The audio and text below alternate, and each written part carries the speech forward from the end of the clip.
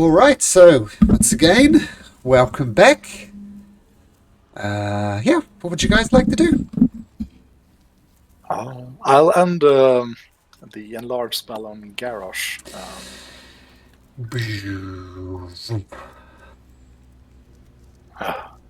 Was it okay, Garrosh?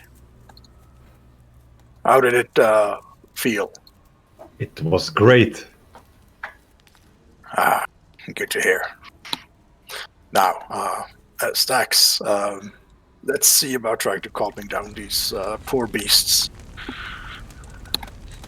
Yeah, the goats and the sheep are just freaking out with six of them down, so yeah. Yeah, they are halfway calmed down, like let's Stax shoot a bit more arrows and they'll be all calmed down. I suggest we first check out the rest of the cavern system. I believe everything would have brought here to attack with all this noise, but we can never be too certain about that. Yes. Maybe we should patch up a bit because me and our mummy friends don't look that great. Yes, that's a good idea. Is there somewhere defensible where we can hold up? How do mummies even react to healing? Maybe it hurts them. I don't know. They're undead. Yes. Have you some way to patch yourself up, Sanar? No, I do not. I am Would, not sure if healing would take, but you're welcome to try. Well, as beat up as you are, maybe we don't want to risk hurting you even further. We'll take a bit of a rest after we check out the caves, and let's hope we all feel better afterwards, because I'm pretty beat up as well. Okay. So just a reminder. Just a reminder of what's in this cave, in case you've. Oops. No, sorry, I'm on the wrong page here.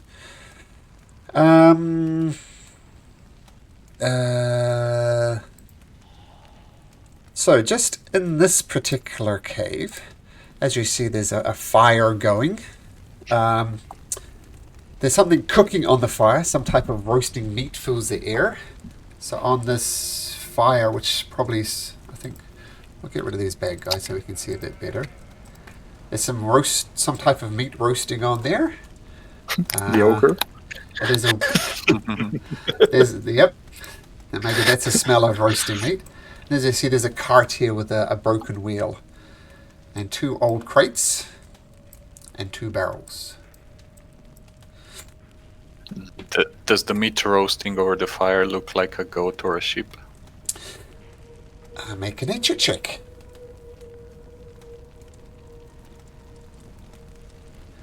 First roll of the night. Let's set the tone.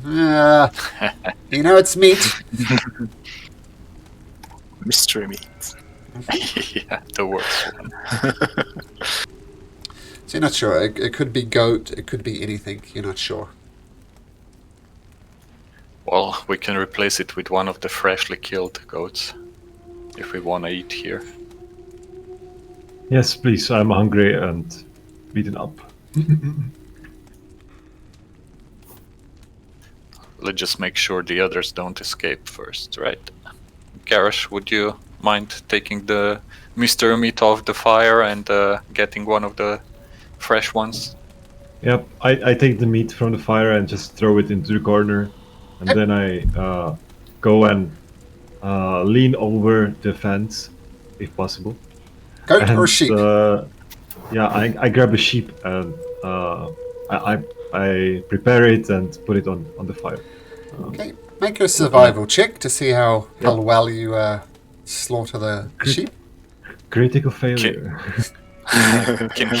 Can he skin her so that we keep the pelt? He can certainly try. Yeah, good idea. What warm clothes are made so out of pelts? I'll give you guidance. Cutting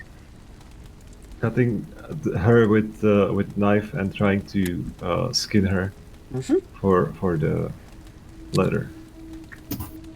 Show Moradin how good you are at this. And your guidance? Barely. Do I have guidance? Yes. So D4 on top of that.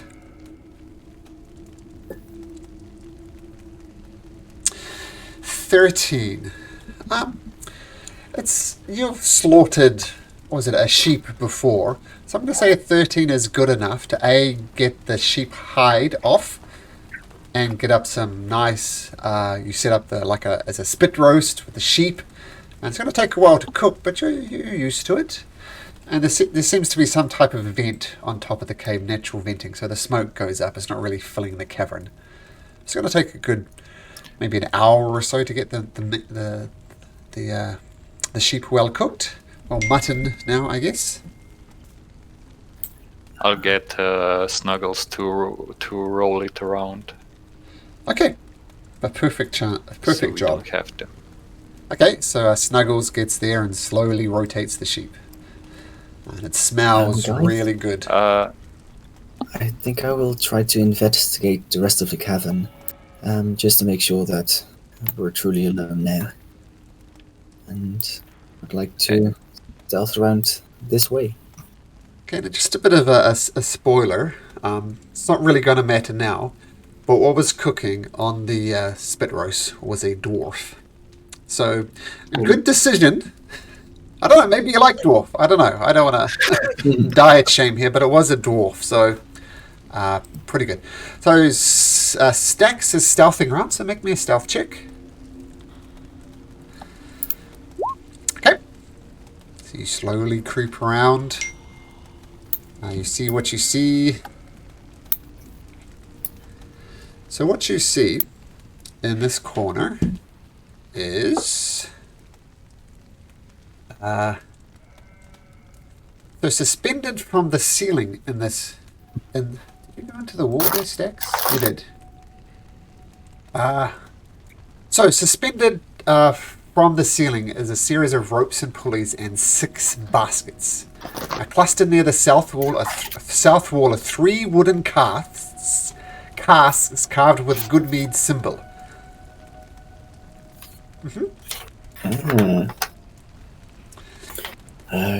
I whispered to Stallo through my telepathy. I believe I found good meat. It's just in the cavern north of here.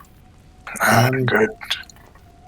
If you and Garrosh can go pick it up, I'll sneak a little bit further. Oh, yes.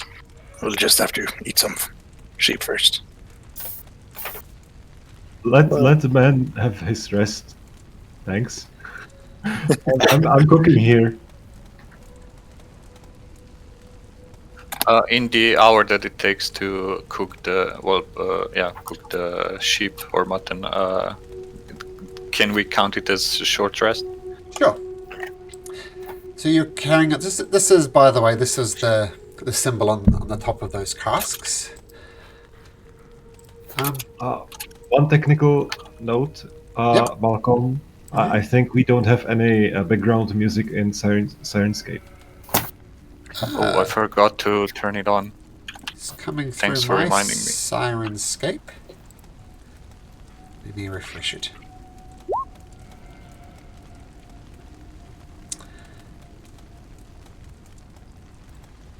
So, Rime with the Frostmaiden.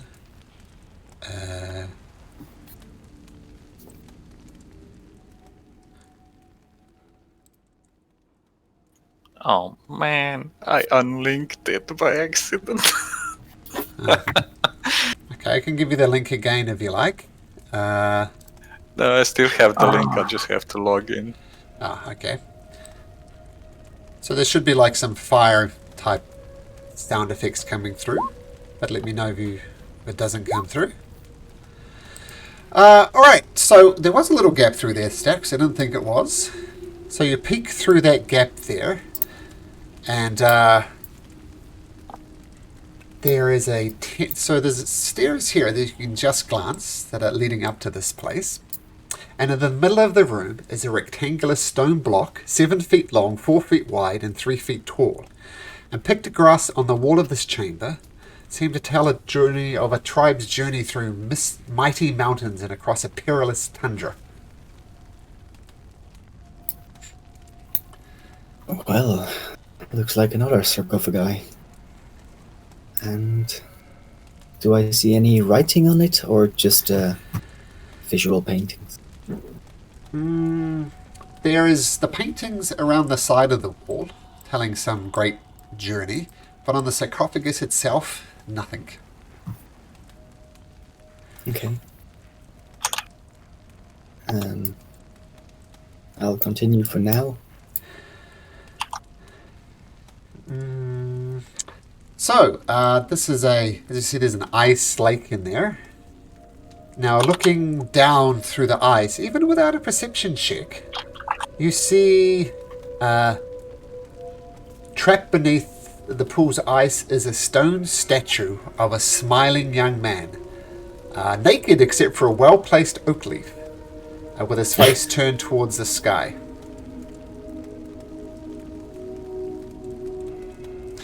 Interesting. Yeah, so about there, frozen statue under the ice. Can I see how thick the ice is, approximately? Well, first of all, can you make me a religion check?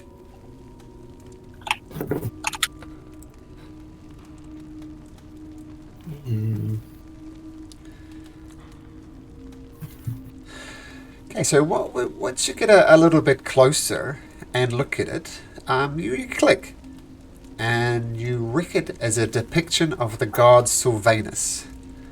And Sylvanus's holy symbol is an oak leaf, which maybe explains the well-placed oak leaf. Yeah, it looks like it's maybe a foot of ice. So you'd have to carve through a full foot of ice, which will take a while to get through it. And do I know whose god Sylvanus is, or what he stands for? Let me do a quick Google search and I'll tell you. It is the god of nature. It's an elfin god. One of the oldest and most prominent gods in the elven pantheon. Yeah, so think of it as the elf god of nature would be a short way to say it. Elf god of nature. All right. I'll walk further south and go in this direction, and would probably do a circle around this chamber. Okay. The only thing to note coming down here is this river is frozen. Yep. Nothing else of interest in that cave. Yep. Yep. The only really... Yep, there's also... I haven't explored down here. But I'll let you decide. Okay. So down in there is this 8-foot high, 5-foot wide passage, has a dozen burial niches carved into the wall.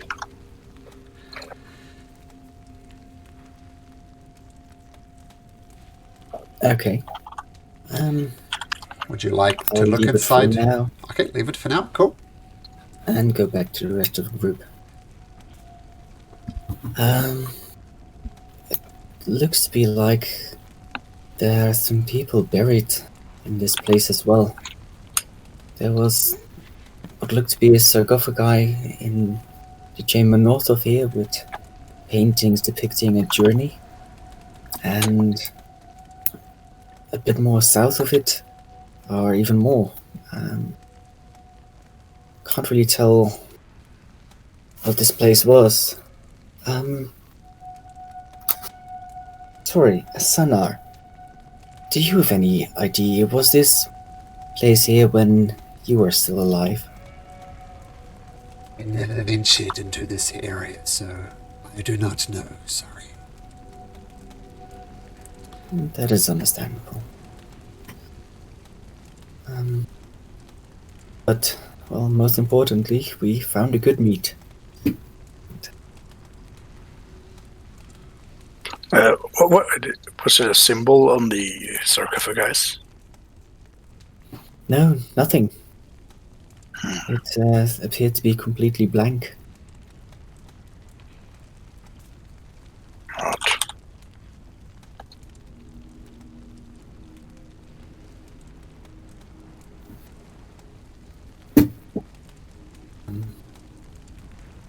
So, how's the mutton going? It's tastes pretty good. Yeah, pretty good.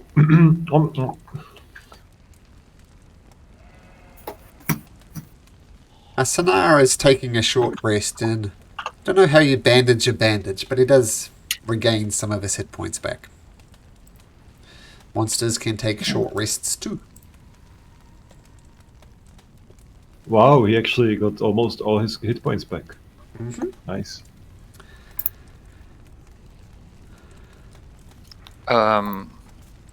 You know, there's a giant bear there that we could skin as well. Not Plus a bad one- idea. At least one other sheep. Well, we've got 2 more goat, a sheep, and a bear to skin. And, well, let's get And on it. you are the best, Stacks, on this. You are the best. Anyone willing to help me? Yeah, Moradin will definitely help you. I will assist you as well. Guys, can I come in now? It's cold out there. Can I come in? Yes, sure, we come in. Shrub comes in and goes right next to the fire. Come, not too close. You're still wood. Takes a step back. Wow, Stacks. Yeah, exactly. Stacks, Yeah. you're skinning the bear. You've got a absolutely got a full bear skin. Well done. Also, Shrubby, don't lean over the fence with your leaves. They're like a delicacy to those goats. You guys are the best. Looking out for me. I know. Steps out of the smoke. We try. Thank you. I'll also check these crates and barrels to see what's in them. Sure. So, so one of the crate is packed with straw, and the other contains 10 large torches. And the barrels are half filled with what appears to be salt and pepper. Cool. So straw, torches, salt, and pepper. I'll take the torches. Sure. So I have 10, so I'll have 20 now. you do 20 torches. Easy enough. If you don't want to carry them, there's always the bag of holding if you want to. That's fine. 20 torches on my back, fine. Should we take all these back to town? I'm sure it's theirs. We just need to see if we can fix the cart, and then Snuggles can pull it behind him.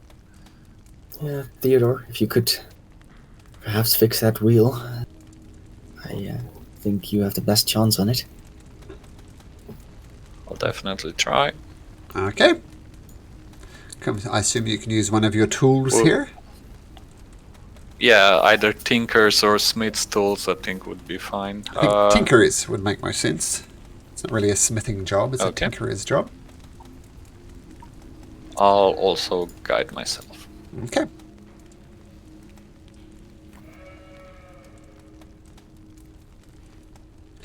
Okay, with a 15, so that's good enough. I mean, it's not the most complicated job in the world, and you're used to putting things together. So this cart is now functional. I'll also try to put together some sort of a harness to attach it to Snuggles. Easy enough to do. Garrosh, would you mind loading up the cart? Okay, I'm on it. So, but you said there was something in the back cave, right? Like some meat or something? The honey meat, yeah. Yeah, the good meat. We have to take the goats back and the sheep as well. The dead ones as well, I think. Anything could be of help to the town, I believe, or sold to them, if we wish to. Right. How Let's many- do it then. How many barrels were left? I saw 3 barrels, full ones, I believe. All 3.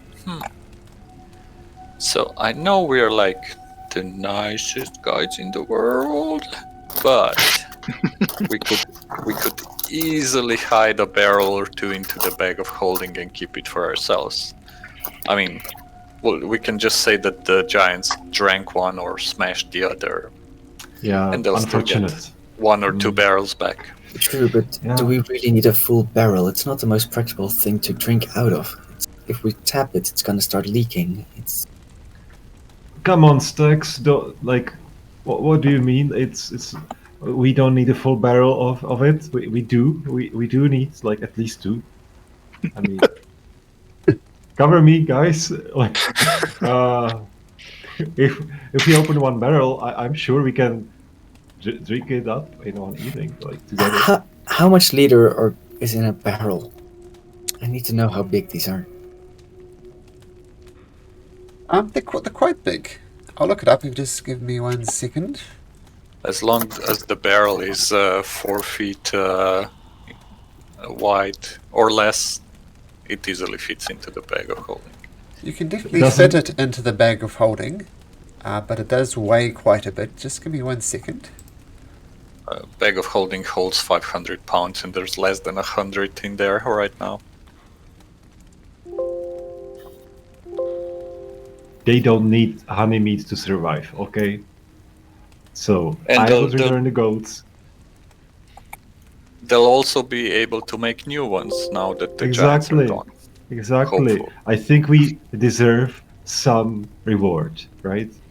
Yeah, we bring back the goats, the sheep, the Yeah. pepper, the salt, did- everything. We removed the dangerous giants. That's the main thing, right? I'm not too opposed as long as we don't ask for too much of a reward. I mean, a barrel of meat is a pretty good reward, perhaps. I'm fine with that. Or 3.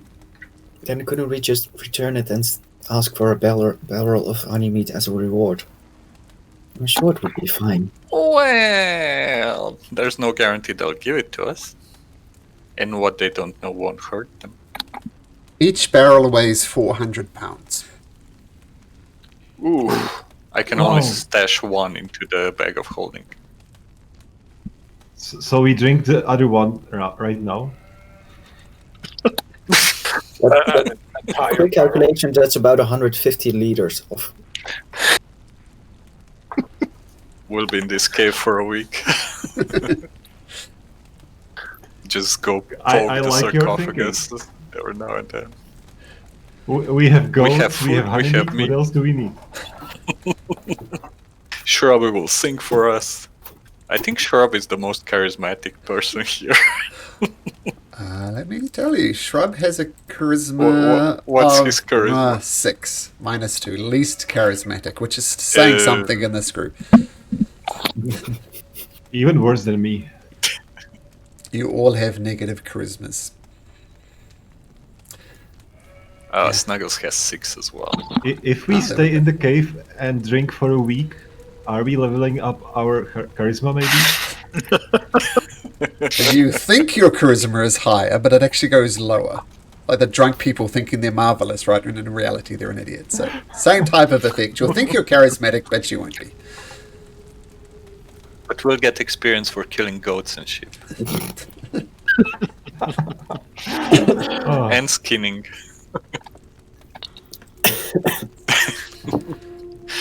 Oh man. D&D.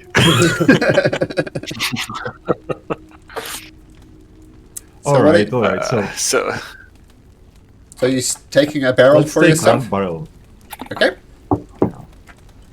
Yeah, we're taking a barrel for ourselves. And it goes into We're still Theodore's... bringing Stacks, 2 back. Don't look at me like. Yeah. And it's in Theodore's backpack of holding? Yes. Does it fit? We only had... Yep. Or is now fully One of full? them does. I have plenty of room, but only for 1 barrel since they're so heavy. Okay, so one of the barrels goes into the backpack of holding, and all the other barrels, including the salt and pepper and the hay. I guess there's an empty crate here that no longer has torches, so I'm assuming you leave that behind. But otherwise, all the barrels and the one crate go onto the now well-functioning cart with snuggles attached to it. And two So- goats and a dead sheep. I mean, we have sure. plenty of rope to. Yeah, we have plenty of rope to just tie the remaining goats and sheep and like drag them behind us, right? Sure, easy enough to do. So the corpses of the 3 remaining ones, you can just tie onto the cart, I guess. It's getting pretty heavy. And just tether the rest of the sheep and the goat together. Easy enough to do. Are we searching through the ruins over here, the burial part? Or are we coming back later once we ditch all the cargo? Let's check it all out now. There was also this pit just a bit back here over this side. Haven't checked it really because we were. Okay. So this appears to be a refuge pit. And as you get closer, you almost gag. The smell is that bad. I'll let you work out what you think is in there, but it is not pleasant. Stala, throw a torch in. I'll also check who these bones belong to. What kind of an animal? You don't really need a nature check to tell what it is, but the bones are half submerged in the ice, and it's plainly the bone, skull, and tusks of a long dead mammoth.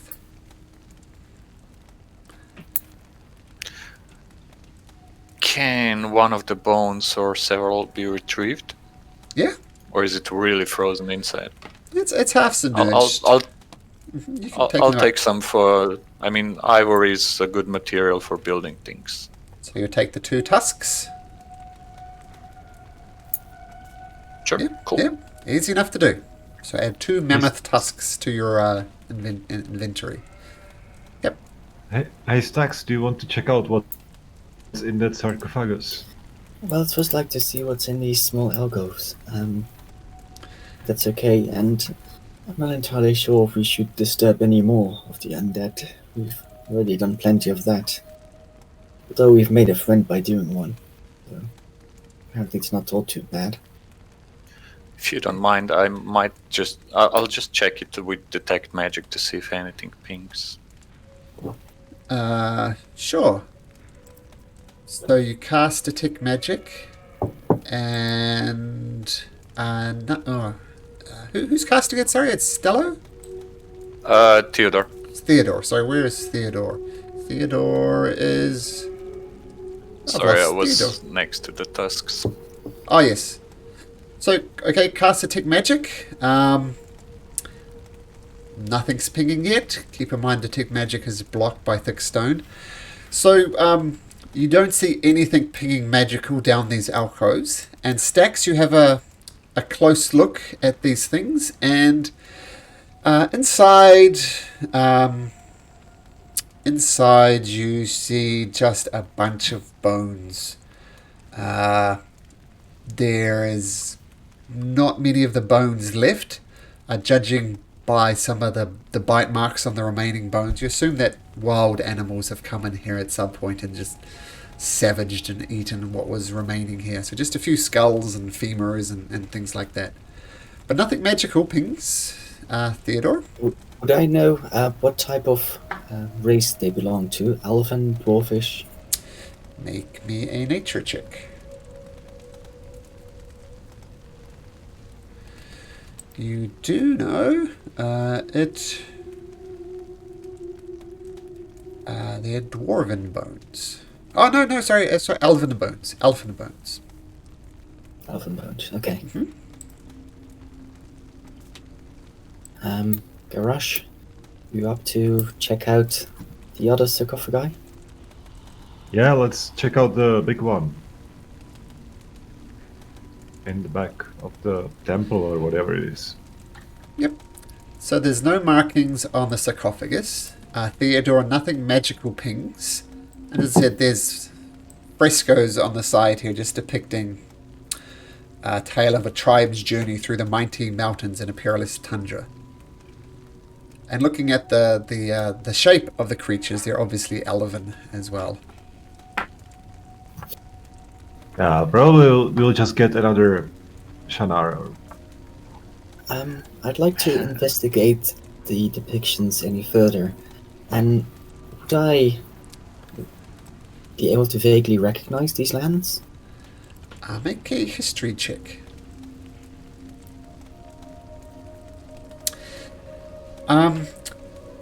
It doesn't immediately ping, but you think that whatever these elves are, judging by the architecture you see in the picture and the way that the elves are dressed, a very, very ancient elfin race, like thousands and thousands of years back.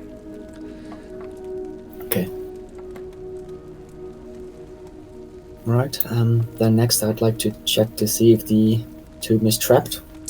Sure, make an investigation check as Theodore backs out of the chamber and Shrubby looks over Stax's shoulder. Peering around. So you look down, poke slightly with your tools. Doesn't appear to be trapped. Well, let's try to open it.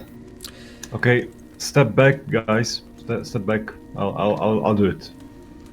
I'll tell Snuggles to assist you. So it's Snuggles and Garosh. Yep. Sonar, Shrubby, not the- could you step out? Okay. Goes back here. The mummy, Sonar, does come in. What's Snuggles' strength? 14. And Garosh is 19. 19. Okay, so Sonar, Snuggles, and Garosh. You put your backs into it, you push. It's not quite moving. You move it a little bit, but not enough for it to come off. Damn, this stone is heavier than it looks. Shall I help as well? Well, okay, let's try, but I don't know how it's possible that we are not moving it. I'll help as well. Ready, guys? 1, Okay, sure. 2, 3, go! 3. With Shrubby's Pushing. strength of 3, it is just enough to put it over the edge. And Man of the hour.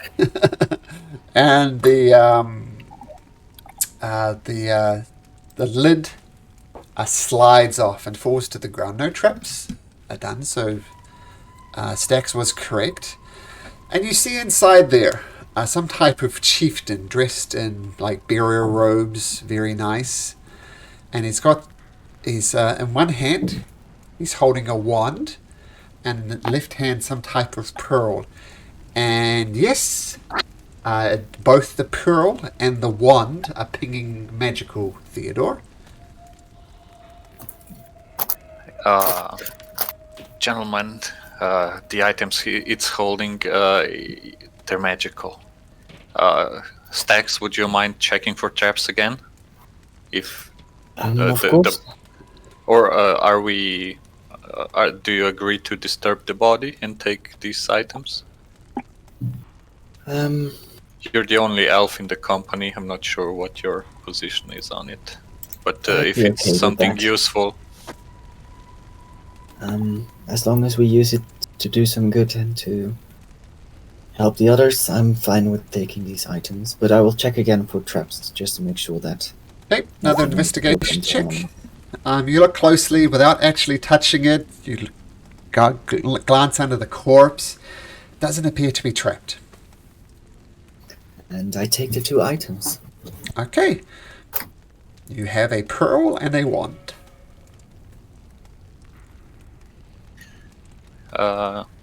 may I have these? I'll go identify their properties as soon as we have the time for it. Sure, just to speed course. things up, I can tell you what both of them are. One of them is a pearl of power, which is Nice. always useful. Just in case you don't know what it does, that's what it does. And the other one is one of these. A Wand of the War Mage. So anybody who casts spells can use it. It's like a +1 weapon, effectively, but for mages. Excellent. Well, these are. Now, this is the stuff I'm looking for in this godforsaken territory. I'm sure they will be of use to us on our journey. Ah, great. Shall we close the sarcophagus now? Oh yes, Yeah. let's leave him to his rest. Okay, with your combined efforts, including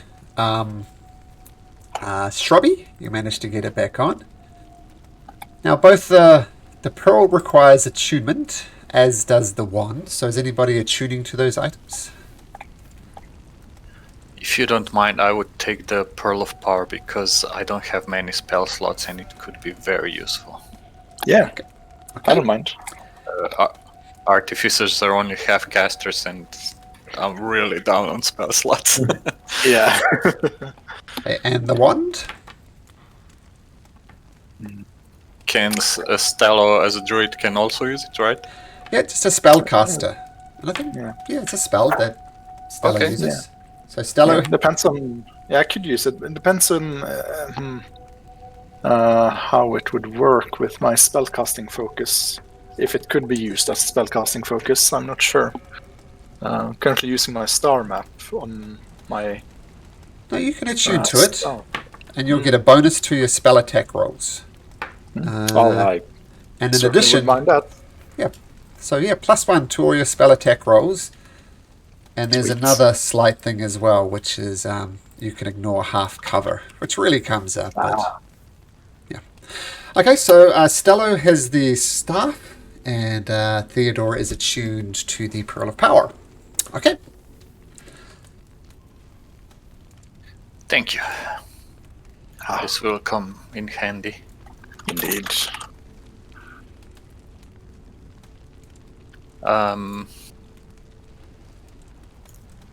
Stacks, what else did you find in these caves? Anything else we need to check out?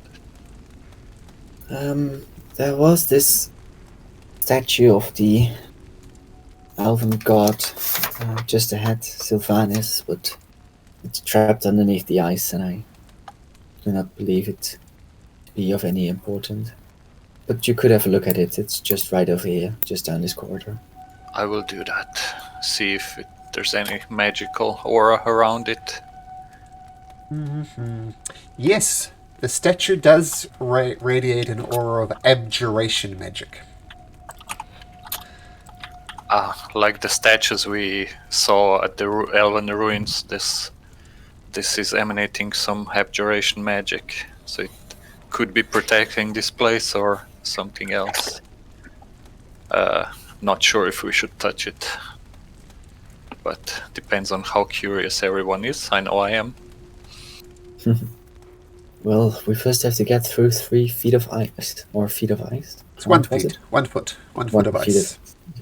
I could melt some of it with fire magic. We have time, sure. I can also have Snuggles help break the ice. Yeah, it takes a little while, but it's easy enough to do. If nothing else, you guys are familiar with ice now. So with fire magic and digging and Snuggles scraping through, you'd eventually get through. And you're careful enough to reveal the statue.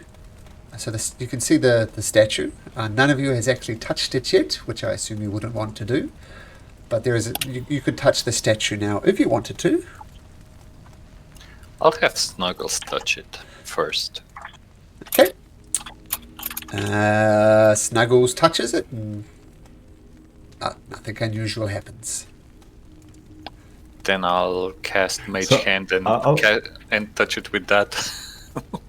Nothing interesting happens. Yes, I- sorry, go ahead.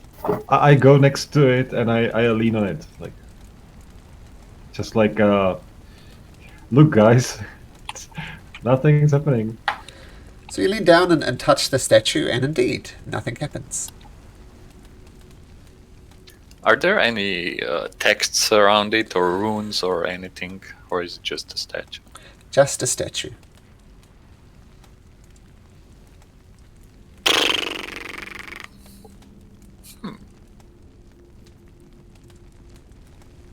Well, I guess Should we try to break it or something? Oh, I wouldn't break it. No, I mean, even out of principle, we should just let it be. Not just because it might be dangerous, but we're not here to desecrate any ancient rituals or remains. It's a what did you beautiful say? statue. What does it? Would it look like again? It's an elven deity, Sylvanus. It's as if it was in the sarcophagus, like it's on its back and it's looking up and completely naked, apart from an oak leaf, for censorship reasons. Stax, perhaps as an elf, you should touch it. Maybe it'll react to you. Sure. I'll touch it. Nothing interesting happens. I do not think anything is supposed to happen. Is there any writing on the statue? No, there is not. But it is still definitely radiating abjuration magic. Theodore informs you. My detect magic actually is off now because I cast Mage Hand. Oh, And both okay. are concentration. But it was abjuration magic nevertheless. I'll again ask Zanar. Do you know anything about this type of abjuration magic that these statues emanate? We saw it around the statues at your tomb as well. I'm not sure. Maybe Theodore could try identifying it?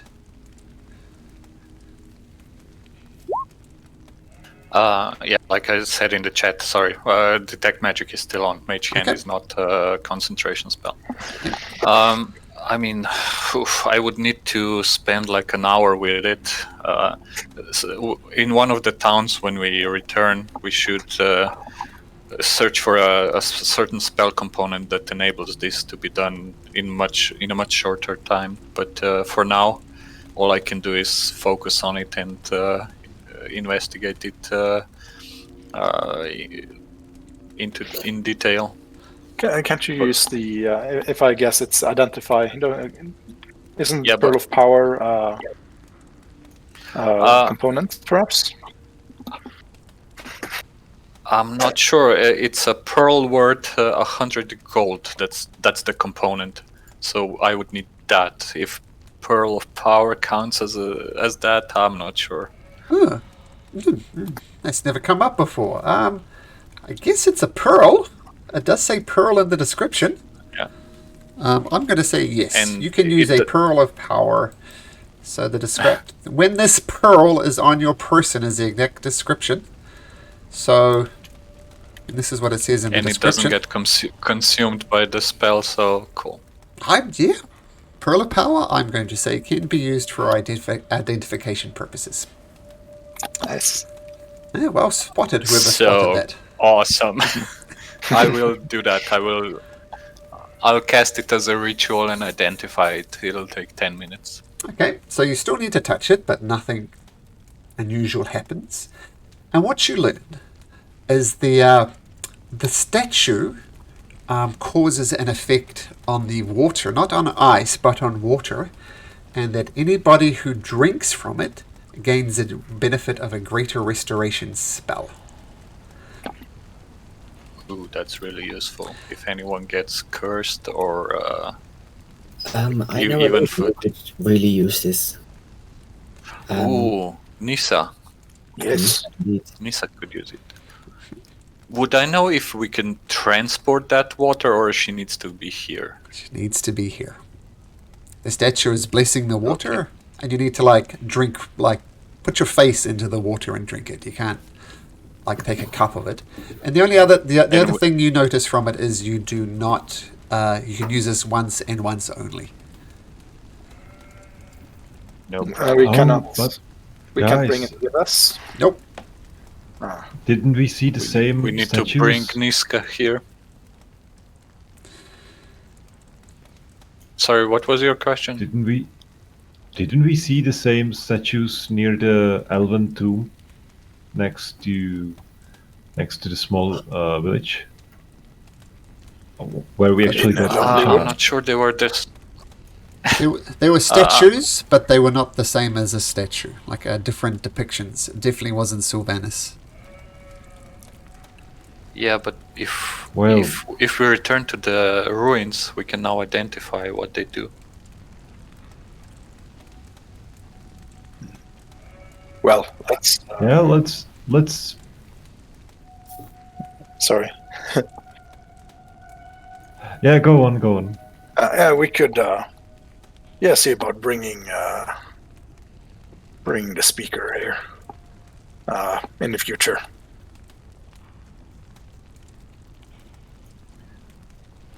Do you think do you think Stala could send her a message to meet us here, or in Good Meat, at least? Definitely, yes. I will have to prepare my animal messenger spell, but I can do so next morning. I assume we're going to Dugan's Hole anyway, so while she's traveling here, it's not like we're gonna miss her. She should just wait here till we arrive from Dugan's Hole.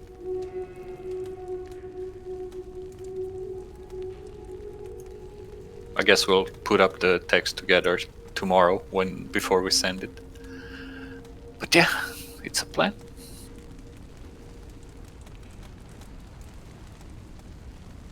Good job. Anything Theodore. else we need to? Well, I think Niska will be even happier.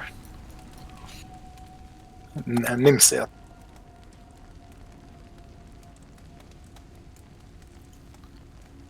Okay. Anything you wanna research in this cave, or should we get Snuggles to pull the cart to town?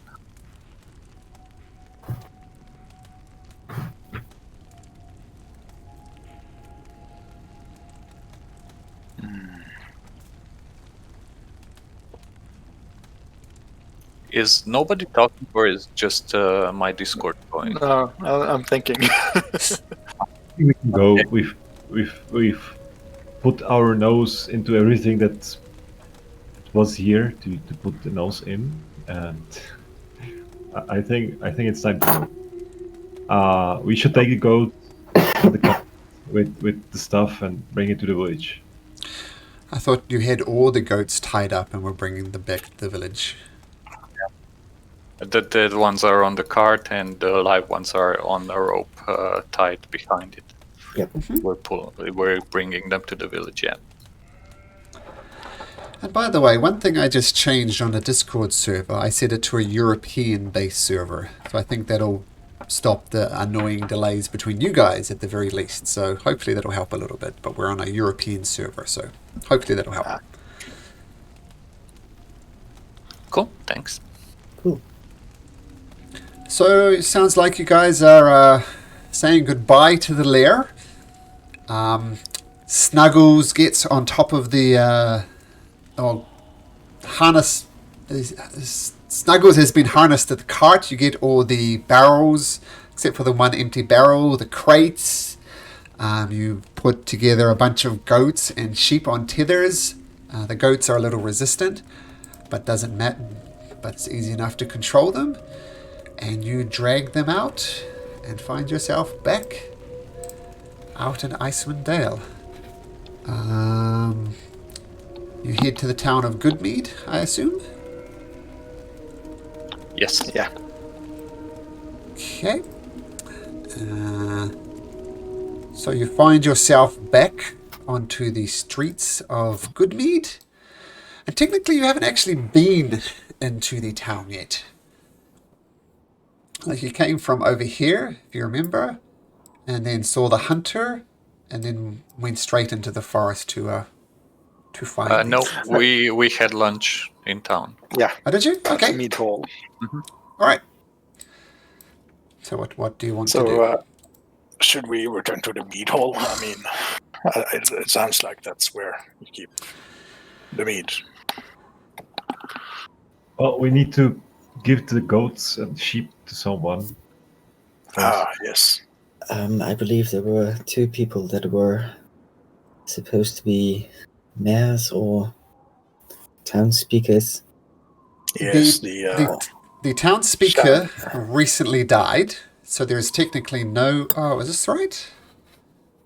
Sure, I'm getting my towns confused. Yeah, so the No, yeah, the speaker, the most recent speaker has died.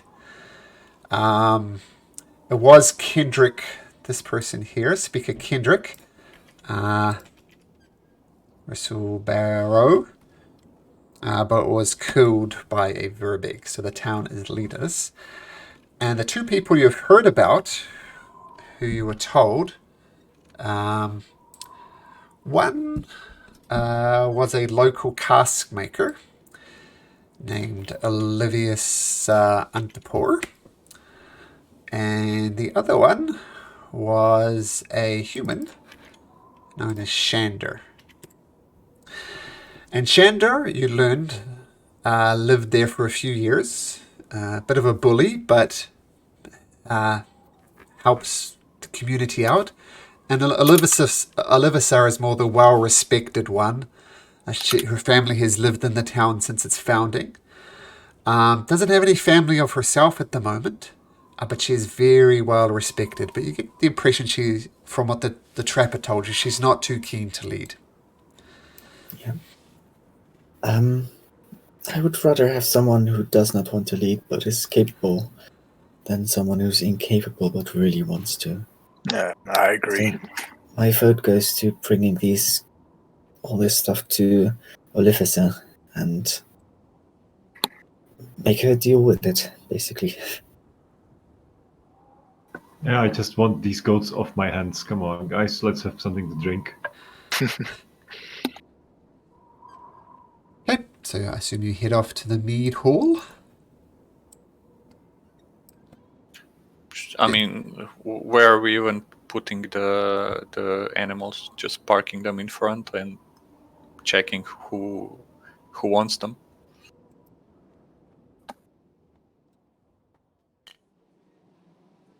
Let's just go to Olivisa and make her.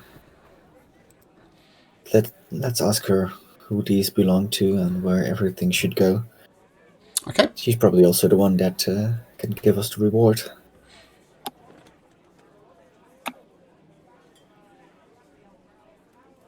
Sure. Yeah. Okay. So you head into the mead hall. I guess the cart, you have to park it outside with all the crates and barrels of honey mead. But interestingly, as you go through the streets, a lot of people are saying, "Oh, are those the stolen barrels of honey mead?" And some other stuff as well. We found some crates and barrels, some animals. So I'm not sure where to put all this stuff. Excellent. Well, I can take care of the barrels of honey mead for you, no problem. Well, there they are. Okay. Thank you. We wanted to go for lunch, so if you need us, we'll find us there. Okay, leave them with me. Who are we talking to now? Oh, my name is Jonathan. Nice to meet you. It's a human. It's hard to bring out much other facial features because, his face is covered with a scarf and heavy furs. I can take care of it. I'm Jonathan. I take care of the mead around here. I think we're going to first bring it to Olivisa, if that's all right with you. Oh, no, we don't need to bother Olivisa. I can take care of it. Just leave them with me. Can I do an insight check to see if he's You absolutely can. what he's up to? Hard to get a read of his facial features through the mask and stuff, but nah, he's full of shit.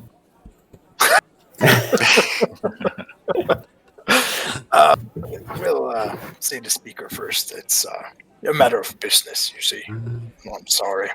If you want to waste your time, that's fine with me. You're just going to annoy her, but okay. That's all right. And Jonathan just carries on his way. Good try. I was going to whisper when it's out of earshot. No, it doesn't seem like a trustworthy sort. Yeah, I got that feeling. He was a bit too eager. Yeah. So, does anyone know where we can find Olivia? Are you in the mead hall now?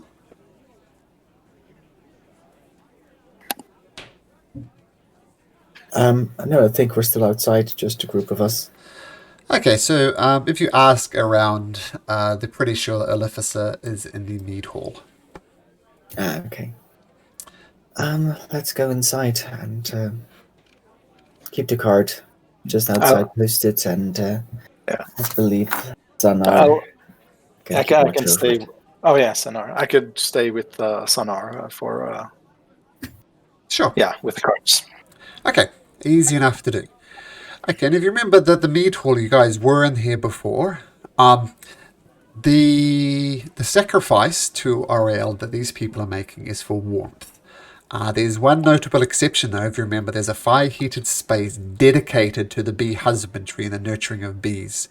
Inside of the mead hall, the buzzing is especially loud, but there are bees buzzing all around the town. There's a constant buzzing of bees around here. Sorry, who is outside guarding the stuff? Me and Sanar. Sanar, so Stello and Sanar. Stello, yeah. Okay, so you go into the hall and people are drinking and yeah.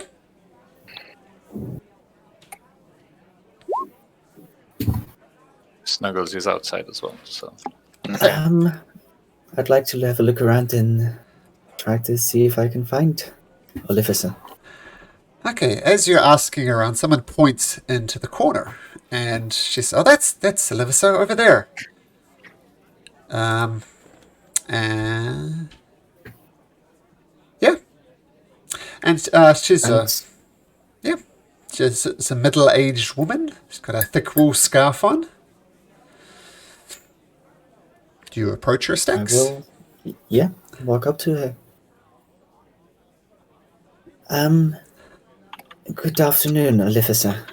My name is Stax, and I believe that you are the one that is sort of in the position of town speaker of the moment. Oh, that is not true, Stax. A lot of people want me to be town speaker, but I don't want to be town speaker. I haven't really made up some mind. But you look like you have some wisdom inside of you. An elf, if I'm not mistaken.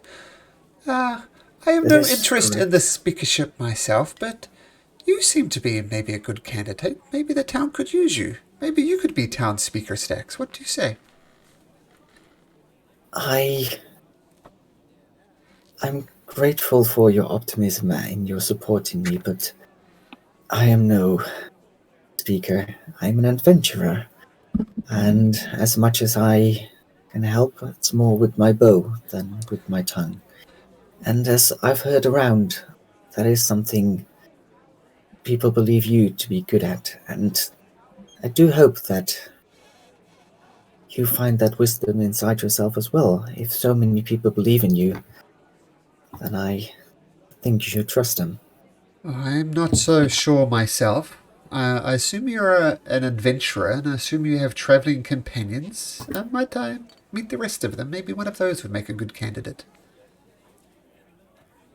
Well, they are just over there having a small drink. We just had a bit of a rough encounter before we came into this town just a few hours ago, but we met your hunter and he told us about some people being killed in the woods, and, well, as adventurous as we are, we quickly rode out and, well, we killed the monsters that were terrorizing your town.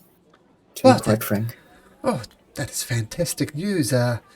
Seems as if the mead can start flowing again, because we were just too damn scared to go into those woods.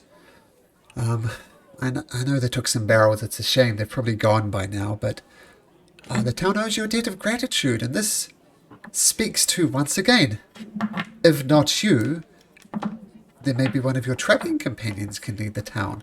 Because quite frankly, people have been putting a lot of pressure on me, and I guess if push came to shove, I could become leader, and quite frankly, I don't want Shander to lead. I think he's in it for selfish reasons, so if you guys are, have literally killed the giants that were plaguing this town and killed poor old Speaker Kendrick, then once again, the case is strong for you to lead this group. Maybe just beckon your fellows over. Maybe we can have a talk. Why do you not want to lead this village? I will bring them over in just a second, but I find this so interesting with the support people give you and the fact that you do not want Kendrick to lead shows that you do wish what is best for this town. And that is the most important part of being a speaker. I am well respected, but I live alone. I have no family here. What I'm interested to just continue on with the making of the barrels for honeymead. It's a good living. It's well respected. Maybe they respect me because I'm so critical to the mead here, but I have no interest. I think if one of your fellows were strong and willing enough to kill the bears, and you'll at least get respect in this one, if not even greater than me. But I am no leader. But the pressure is on. At this point, I beckon the rest of the group to join me. Including Stello? No, I think Stello's still outside. Yeah. Okay, so Stello, you continue I- to guide? Yeah, I I can would figure out. telepathically talk to him and say, would you like to come inside, or would you wish to stay outside with the honey mead? I'm okay outside. It's this encounter with this CD person left me a bit guarded. If there's someone trying to steal the mead, I'll let you know. Of course. Be safe, and just make a lot of noise if something happens. I'll shout with my loudest voice. All good. Okay, so Theodore and Garrosh approach, coming back with stacks. And Olivissa stands up and says, "Oh, welcome." She reaches hands out to the half-orc, says, "Nice, I'm Olivissa, nice to meet you," and shakes hands with Theodore as well. And so I hear you people killed the giants that were plaguing the forest. That we did. Yes, We killed them dead. And I know they took some of the barrels of honeymead. I assume they've been drunken by now, but the town owes you a great favor. And you've literally turned the fortunes around of this town. And quite frankly, you are the type of leaders that this town need. Anybody who could take on such a task without invitation, without any mention of a reward. No reward has been posted or requested so far. You're the type of leader that this town needs. I mean, Garrosh, we have half-orc leaders as well. There's the one further up north, and I've not yet heard of a gnome leading a town, but maybe one of you two would be interested in leading the town of Goodmead and turning our fortunes around. We're a small settlement, but we still need a leader, and we are leaderless now. So what say you? What say you, half-orc? Maybe you could be the second half-orc to lead a town. Well, that's interesting proposal. However, would I be still able to run around the other 10 towns? What would you say if you had a leader who's almost always not present. Your responsibilities would be to spend at least a day every 10 days to take care of matters, including, arguments, any laws that are broken. Quite frankly, if the mead can flow again, that would be great. It is a valuable source of income for the town. Indeed, that would be great. And the other only thing we have is, as you see, the lake is frozen over, and our local people have been forced to do ice fishing. And as you come and you saw people out on the lake digging holes, it's a miserable existence. So there are fights, and this terrible winter. People often come to blows. You'll be required to rule on those such instances. And you'll be required to attend a speakers meeting, which happens approximately every month. All the speakers of the 10 towns come together and talk about political matters. So here at least once a week to rule on disputes, and attending speakers meetings, which happens about every month, though less frequent in these times. Theodore, what do you say? If I may interrupt, we have a more urgent dealing to handle. Two of the stolen barrels of honey meat are outside, and you need to store them as soon as possible because somebody already tried to claim them for himself, and there's some goats and sheep and other stuff on the cart. Before we get into a lengthy discussion over who wants or doesn't want to be a speaker, which won't be resolved anytime soon anyway. So if you could arrange for someone to pick up the cargo so we can get our other friend inside who's guarding it right now. Well, if you've got the barrels, 3 barrels were stolen. Did you recover them all, or? 2 of them are on the cart. Unfortunately, just 2. Make a deception check at advantage. We're not decepting her. There are actually 2 barrels on the cart. We're just not telling the whole truth. Yeah. A little bit of a lie and a truth makes it a lie. So still, make me a deception check. Let's say Garrosh. At advantage. Right. You tell her like Moradin taught you. So, do I have guidance? No, you don't. Yes. Because you did not see this if coming. DM allows. Nope, Okay. I don't. So just straight deception at advantage. Well, that's almost a natural 20 for you guys. Well, 3 were stolen, but 2 is better than nothing. So bring them in, and you mentioned some goats as well. Mm-hmm. Yes, bring them in the back. Most of them survived. And some sheep. Well, we weren't missing any goats and sheep, but we can definitely make use of them. So bring them into the back of your meat hall. Third brother. You want us to bring them inside the meat hall? Well, it'll keep them warm at Like the very least, and we can slaughter them and preserve the meat. Yeah, but is there a sty where we can put them, or do you just want them here in the middle of everyone? Like hanging around the tables? She indicates like a sty at the side here. Okay, that makes more sense. Okay, so the We'll goats bring them there. and the sheep are brought there. The mead is brought to the back of the mead hall, and you see there are lots of barrels here with that same symbol of good mead on them. And it seems as if this is indeed the place where the mead is stored. And with that, I assume you return to the table with Olivissa. So, already you're gaining respect in the town.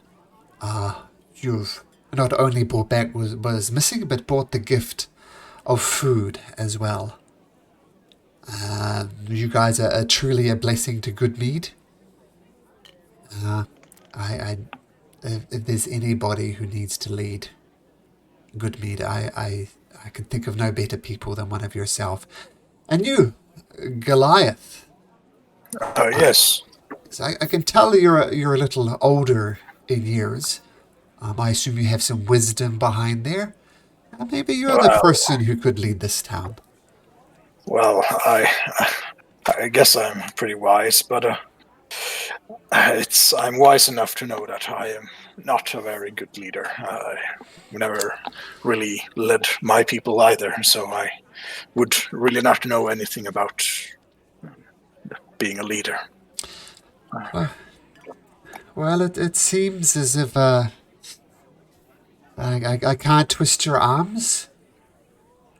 So I think it's going to come down between me and Shander. I mean, I've lived here, Well- and my family has lived here for generations. I'm the last of my line, it seems. But my family has lived in this town since its founding. Shander, he's popular among the loggers. Can be a bit of a bully. Maybe that's what this town needs. I don't know. But he's only been here for a few years. But I guess it's going to come down between me and him. We could help. Like Theodore, do you consider it? I mean, I can definitely help make sure she's not the last of her line. We just need a few nights, probably. I'm flattered, but no, thank you. May I ask, why do you not trust this Shandar person? You said he's dubious and is out for it only for himself, but is there any reason you suspect him of dishonesty? Well, as I said, he's only been here for a few years, not too long. He's popular among the loggers. He seemed to have come up with some type of a deal for them to get them a few extra copper pieces through there. He does disappear every so often. Rumors has it he goes to Targos every now and then and comes back. What business he has in Targos, I don't know. I'll just drag you across to the map so you can get a sense of where Targos is. Where is... Where Keenan and Garrett are. And Boy is from Targos. Yes, that's right. Yeah. And you remember there was a speaker there, and he came down and talked to you briefly, who lived in the like in there. And you guys are over here, and he says he goes to Targos every now and then. So I don't know. It seems to me if he was truly committed to this town, then surely he'd be hanging around the town as well. But I don't know. His business is his own. But it seems as if, why would he care so much about the town, having not spent 3 years? It's just a blink of an eye. So I don't know. But if none of you guys step up, it's going to be between me and Shandar. Theodore, do you want to become a speaker? Maybe we can play dice. Who is going to become the speaker? I mean, the thing is, Madam Olivessa, you've caught us at a bad time. Our main goal right now is to see why this winter won't stop and is just growing and growing, colder and colder. And any one of us becoming a speaker would just be a wrench thrown into the gears of that plan. We need to take care of that first. How long do you think it will take before? Come on, Theodore. What? We could have a whole town as a base and speaker's house. Mm-hmm. That is Yeah, true. but we would have to return once every 10 days, and that's not really on our schedule, right? We cannot make that commitment. And Exactly. Malcolm, Yes. can anyone overhear our conversation? You haven't been hiding it, so there's a few tables around. And they're taking interest, but no one has approached you.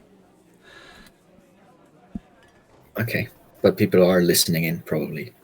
Yeah, I mean, you made no secret of your talking, so yeah. Well, not listening, but it's like being in a restaurant or a pub. If you really wanted to, you could pay attention to the conversation and listen into it. If you like, you could make a perception check to see if anybody's paying extra close attention. Well, I'd love to.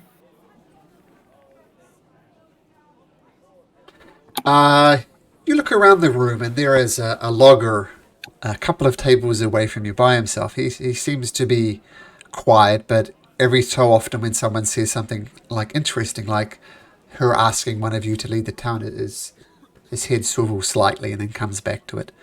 So he's listening, but he's being slightly subtle about it, but not enough for our Stax's perception check to prevent it. All right. Oliver, sir, would it be possible if we take this conversation to a bit more of a quiet place? Because I get a distinct feeling that someone's joining our conversation. Sure. I mean, if we talk with privacy, we could go to the old Shrine of Tempest. Shrine of the Flaming Sword. I mean, the Flaming Sword seems particularly ironic now, so it seems the followers of Tempest has really worn off. But we could go into the Shrine of the Flaming Sword. No one's there. If you want privacy. Shall we? Yes, please. If the rest of you is also okay with that, of course. Yes. Good idea. Okay. So head over to the Shrine of Tempest, the Shrine of the Flaming Sword. It's vacant. You go inside, and it's got a spacious interior. It's mostly empty, except for a long table. There is a long table, and there's a body, and there's a blanket over top of it. I says, well, don't be off-put by the blanket. That is Speaker Kendrick. We're just keeping him here. We're probably going to have a formal funeral for him in a couple of days. But the dead, as most of I know, don't listen. So as long as you don't mind talking in the presence of a dead body, we'll get no place more private. Of course, no problem. Would it be okay if I quickly paid my respects and make a quick investigation of the body just to make sure that no foul play was involved in his death? Of course. If you don't mind, I will assist him. Okay, so you peel off the blanket, and there's a man there. He's got his hands across his chest and his eyes closed, obviously in a common way to lay the dead down. It's a giant man, like a good 6'10" tall and very broad, so a very large man, and probably in his late 40s when he died. And if you two they can make individual medicine checks or one at advantage, it's up to you. I wanna give him advantage and maybe guidance if possible. Guidance is possible. Okay.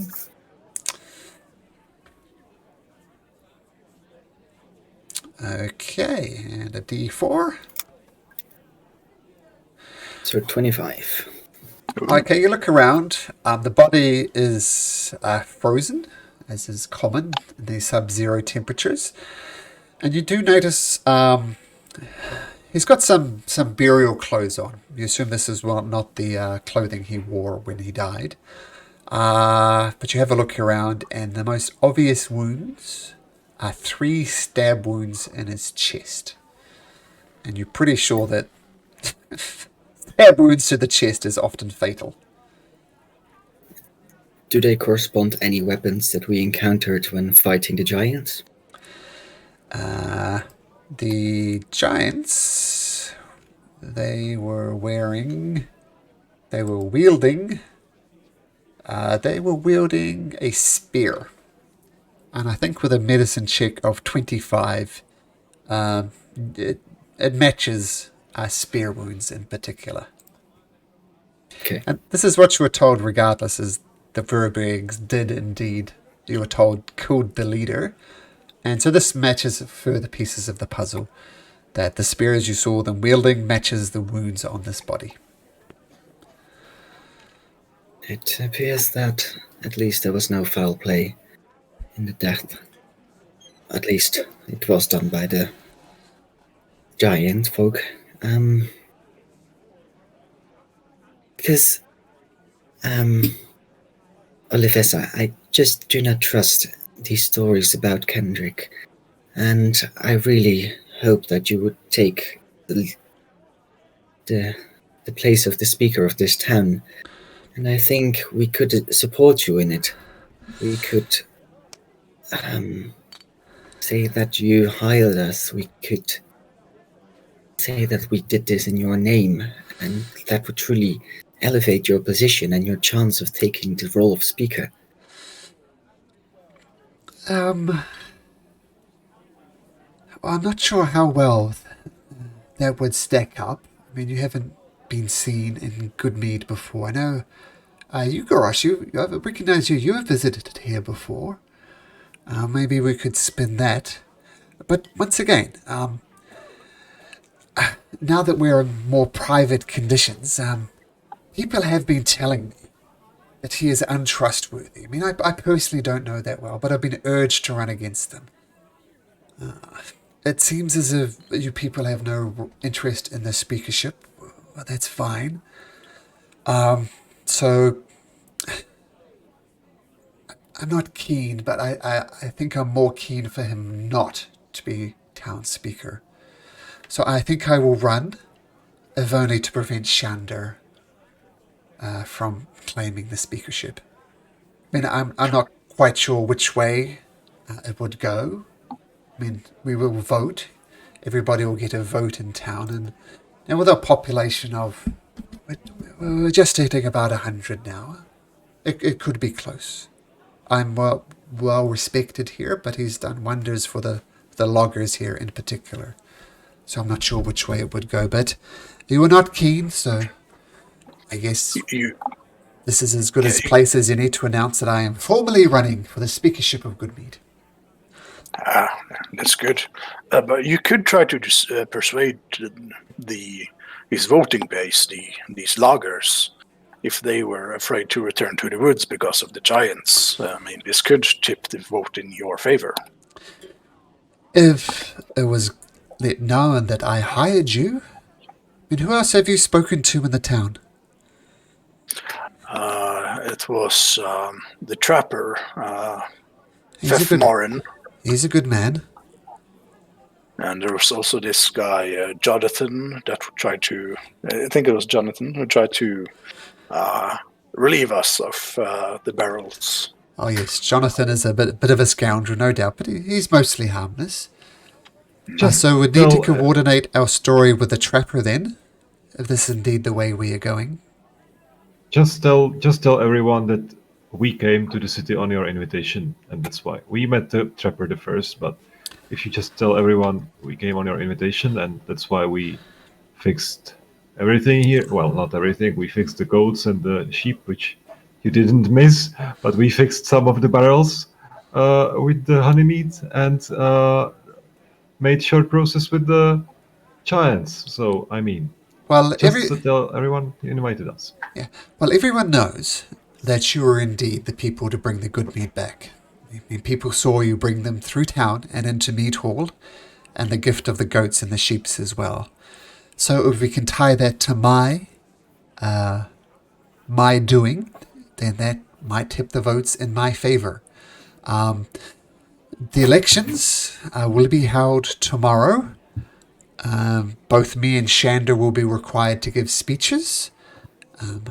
I will speak, and I'll mention that it was my doing to get the mead back, and if you can back me up, because people do know that you are literally the ones who brought back the mead and the goats. If you could tie that to me, then that would indeed might sway the vote in my favor.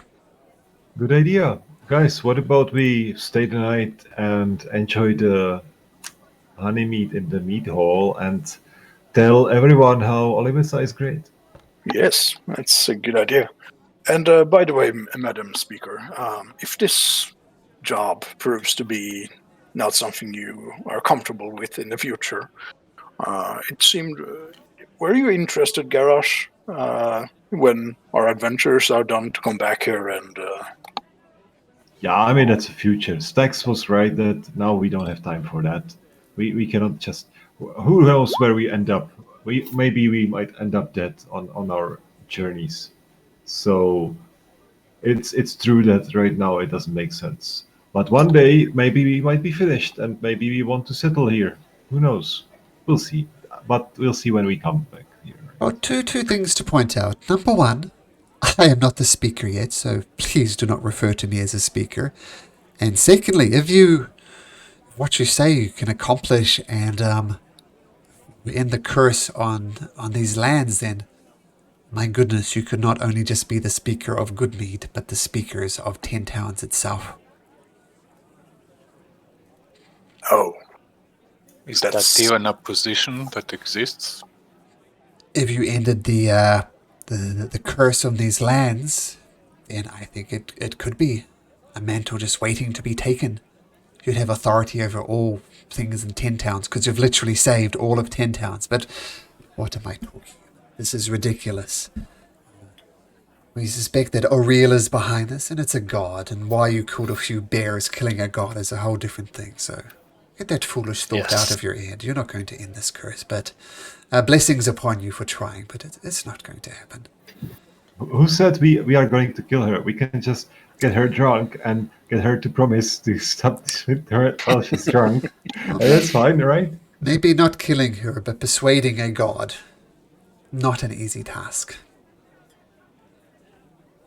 We don't even know if she's responsible for this or if she's doing it of her own will. We need to. This is why we need to research this. Well, you could be right. Find the reason behind it.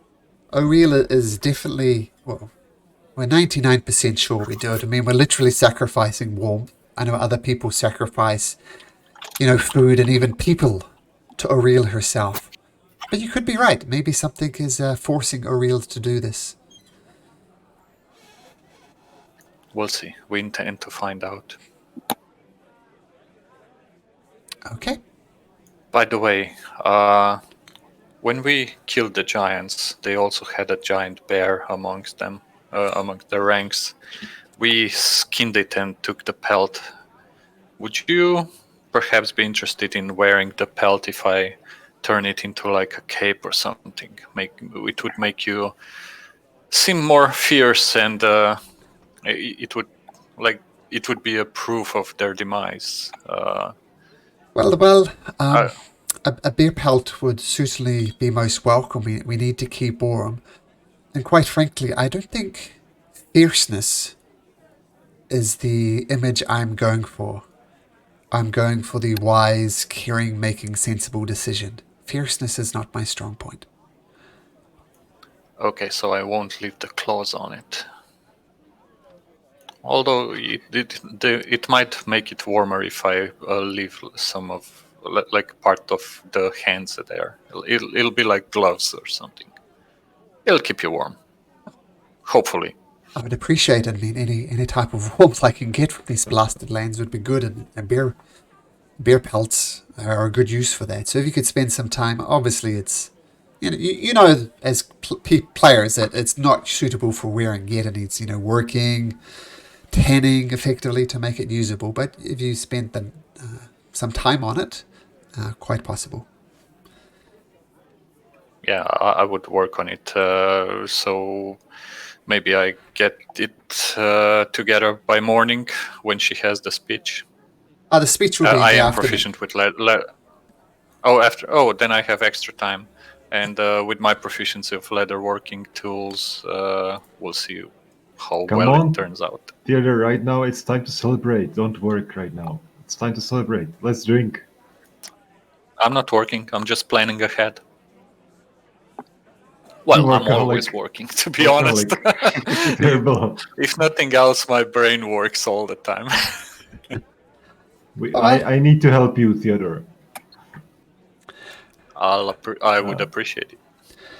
Okay, well, it seems but first I'll help you with a round of drink. Great. So Cheers, while mate. you guys celebrate, I'll go talk to Fifth. Fifth's a good person. Just to make sure that he knows that the slight deception is up, and I'll go about my business, retire to my premises, and tomorrow afternoon we shall find out who indeed will be the next speaker for Goodmead. Can I make an insight check on her? See Sure. if she's like trying to. Yep. Oh, Tough to get a read. yeah. Okay, and I'll start making plans for the cape in my head. Okay. Ooh, I can incorporate some of those elk's antlers, and we have the mammoth tusks. Ooh, I can do so much with it. My brain goes into overdrive. In my head, this looks weird as fuck. Antler heads. Yeah, it does. Tusks. It'll be so heavy she won't be able to wear it. But I can make a throne for the speaker with those items. See, did I mention my brain goes into overdrive?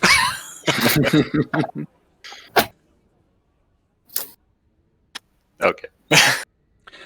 Okay, so I've got lots of people to talk to, get my allies and friends to tell their friends and so on. So let me go through and make my rounds. And yeah, you guys, if celebrate is the thing you wish to do, then celebrate away.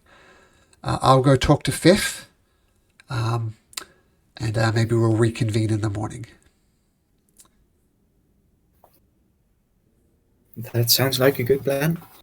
And we've got some work to do and some drinking to do. Okay, so take care, and we'll see you in the morning. And with that, then perhaps future speaker leaves the shrine and starts going about talking to people, getting support together for the upcoming election tomorrow. Is Meat Hall also an inn? Are there rooms available? Yes. Okay. I guess we'll pay for those as well. In advance, because I don't know how drunk we'll be at the end of the night. Indeed.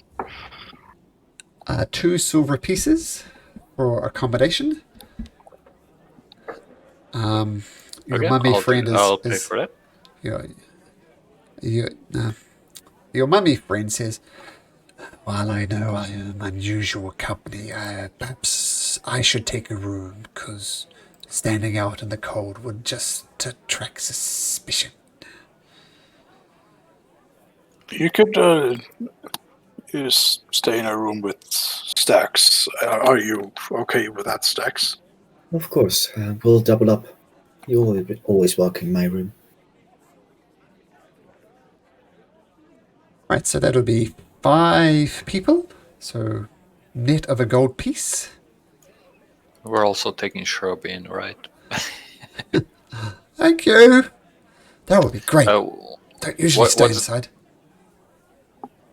What's the total for all the rooms? Because I only counted 2 silver pieces. 1 gold piece, 2 silver pieces per person. So 5 people, 1 gold Okay. piece. Okay, I got that. Okay. I make I stand on the table, and I say, "The giants are dead. We brought back the honey meat. I invite everyone for a round." And then the rumors have been spreading like wildfire during the time of the shrine. Like the good meat is technically back. 2 meads of good meat has come. And as you get up on the table and announce it, they all know it was you, because you literally returned with a cart full of stuff. And they give you a big cheer, and they, in fact... Yay, let's celebrate. So, and celebrations get underway. And they're so thankful that the first time you come here, everybody was grumpy and down and barely spoke to you. But they're ecstatic that the good mead is back, that logging can resume.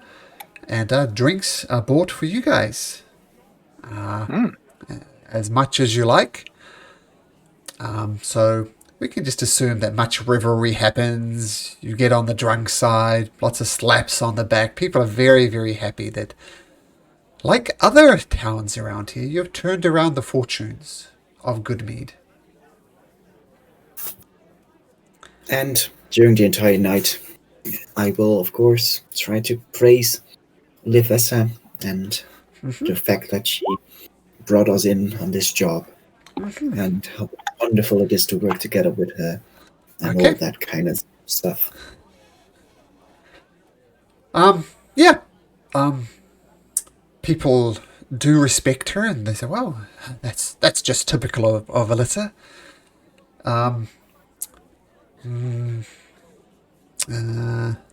Yes, the local ladies do take an interest as well. Lots of slaps on the back and hugs and kisses on the cheek, Theodore. So everybody's grateful. My favorite town so far.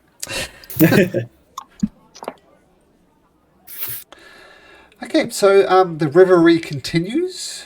Do you retire up to your rooms? How much gold did we spend? You spent 1 gold for accommodation and all drinks were on the house. Oh, I thought I would spend some of the gold we made. Well, I mean, the barkeep won't say no to you paying for the drinks twice, but the drinks have been paid for. I'm gonna leave 1 gold piece for the bartender at least. Or yeah. Okay. And they are very grateful. Stella, are we taking the same room so we can work on the pelt? Yes, we could. Okay. Are the rooms large enough, or do we need to get like a bigger room, or maybe work at the shrine or something like that? The room is big enough with the 2 of you in there to work on the bear pelt. Okay. Okay, so Theodore, so everyone else retires, unless there's something else people want to do. But Theodore and Stella, you can make a survival check at an advantage. And I know what you're going to ask, Theodore. Yes, you can have guidance for this. Want me or you to do the survival check?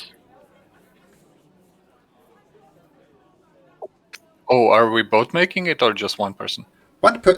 One person can make it at advantage with a D4 on top of it. You're working on it together, so that's why there's advantage on the survival check. Okay. I guess I'll do it since I'm making the plans. Yes. Ooh, Nice. nice. So what exactly are you making? I know you mentioned you wanted to incorporate some things into it, or was it just purely making the pelt usable? I'm not gonna incorporate the bones because that would make it too heavy and awkward. But I'll turn the bear's head into a hood, and I'll leave the arms as sleeves, and maybe leave the paws as gloves. I'll remove the claws. Okay. And I'll keep the claws as material for other stuff. But it'll be nice and warm, and maybe if I can get some silky material or something as a what's it called? The under layer, the layer below. I'll just make it comfortable as well. It is a fantastic bear cloak, and if you want to as well, with a 21 survival, I will let you put some type of embroidery on it showing the symbol of Goodmead, which is that mug that I showed you before. Is that something you'd be interested in? Sure. Okay, so there's a sort of on the chest about the size of your hand. You remove some of the fur and scrape it out, and there's a very good symbol of Goodmead. Okay, And I'm proficient painter supply, so I'll make sure it's colored as well. Ooh, even nicer. Okay, very good. Okay, and with that, you settle down for a rest. Theodore and Stello, after working on this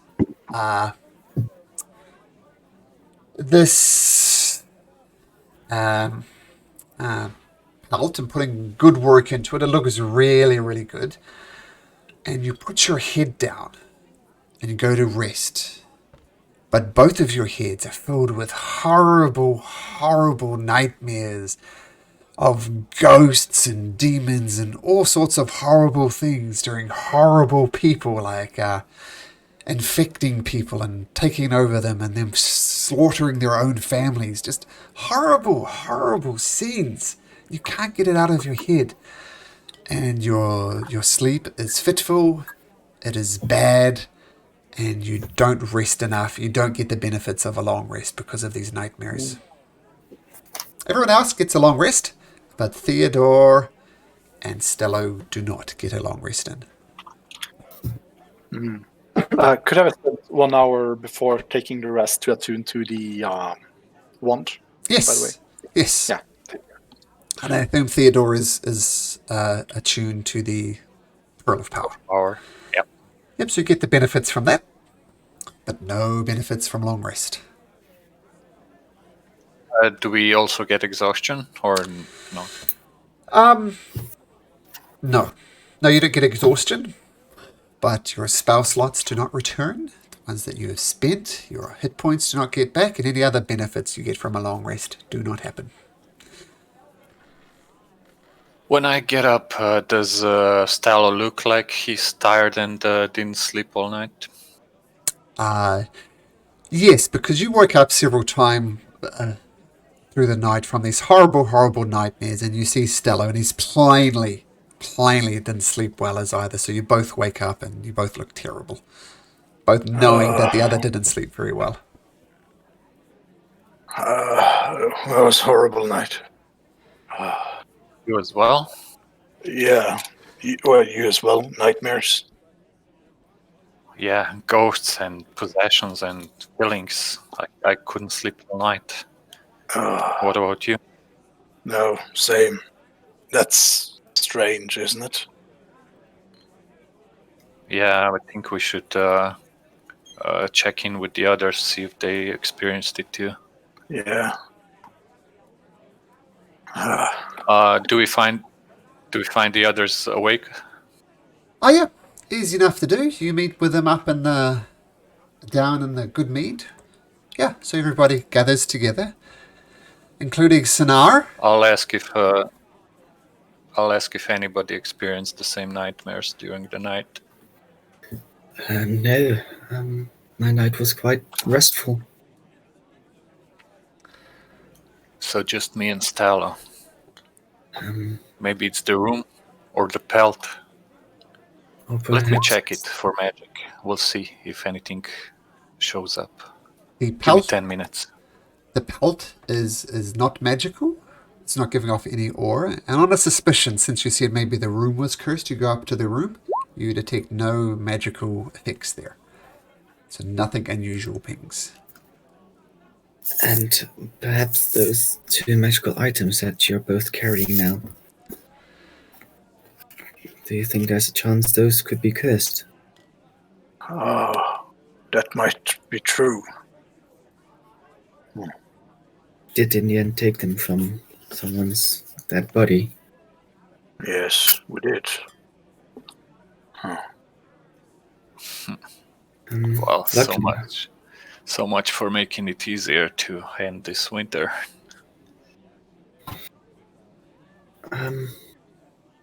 The speech was only tonight, wasn't it? 'Cause perhaps you could just try to sleep again some other place this afternoon. Meh. We'll try. We'll get through this day and see what happens at night if this repeats. Well, I think we've got a pretty quiet day ahead of us. So it might be a good idea to make sure this does not happen another night, because if it does happen tomorrow night as well, we could be in some serious trouble if we encounter the Ice Knife Killer tomorrow. Yes. I don't know what elections look like at your where you're from, but we might not be up for a nice day. We'll see what happens.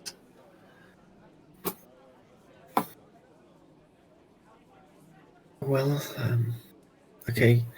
If you do not wish to try some more sleep, that's okay.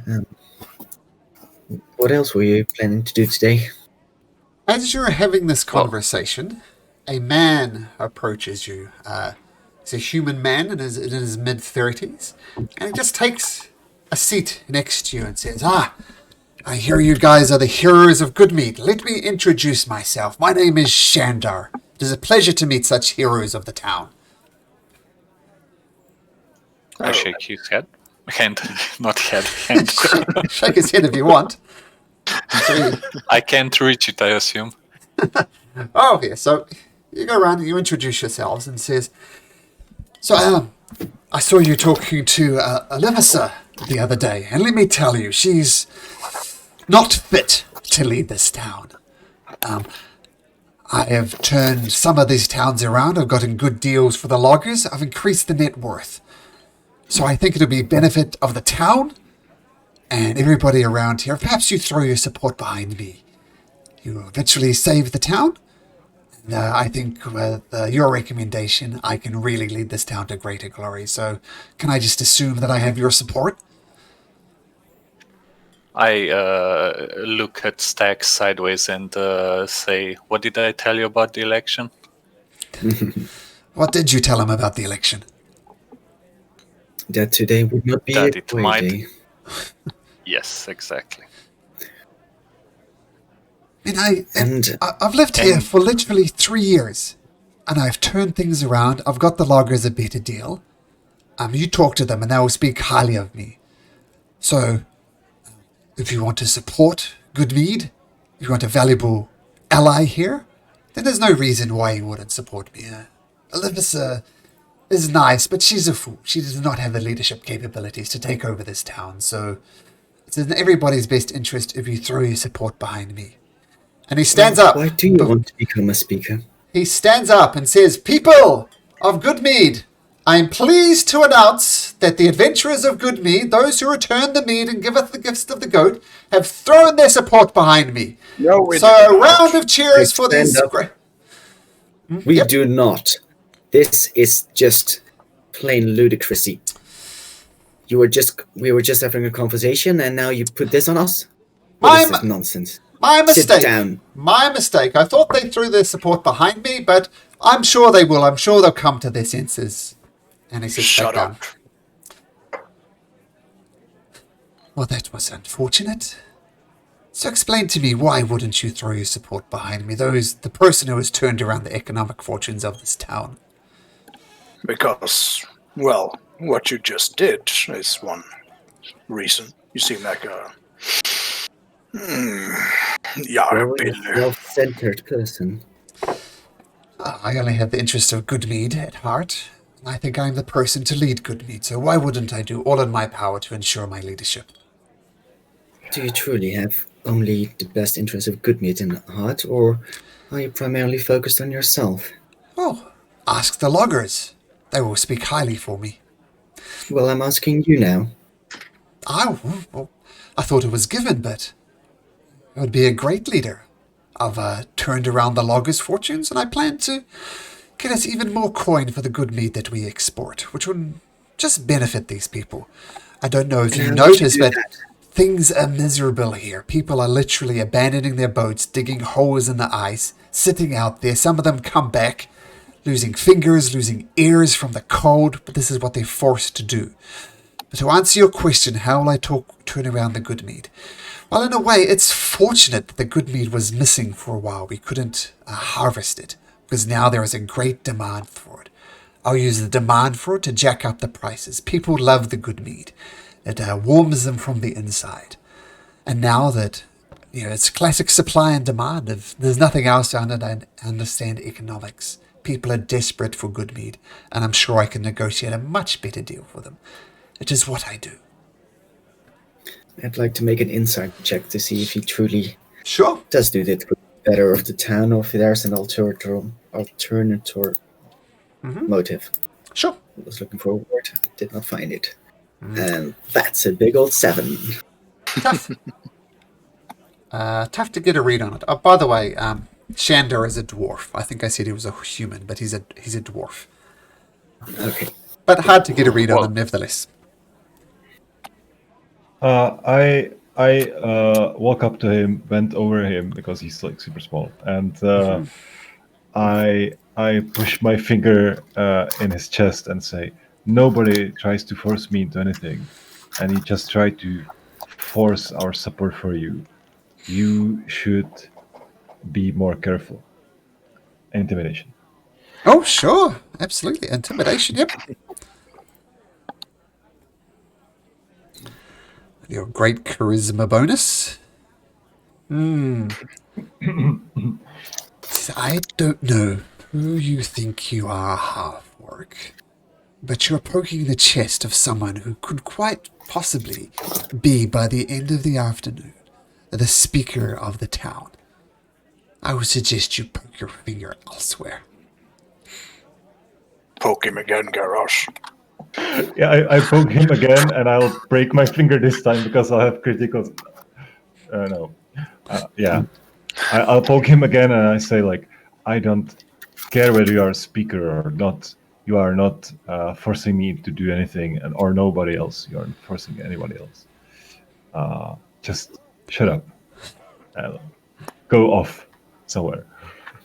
Okay, so you poke him in the chest again, and he recoils slightly, but you do get some connection. It would be, I assume you're not wanting to do damage, but it does push back slightly through his thick furs, and he sighs and says,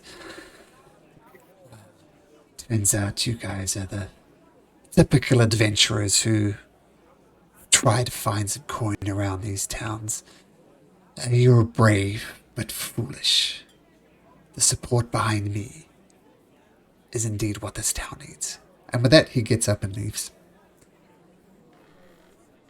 I will, if he leaves out the door, I will get up and would like to trail him a little bit, see where he goes, stealthily. Okay, make me a stealth check. Oh, god damn it. Depends on his passive perception.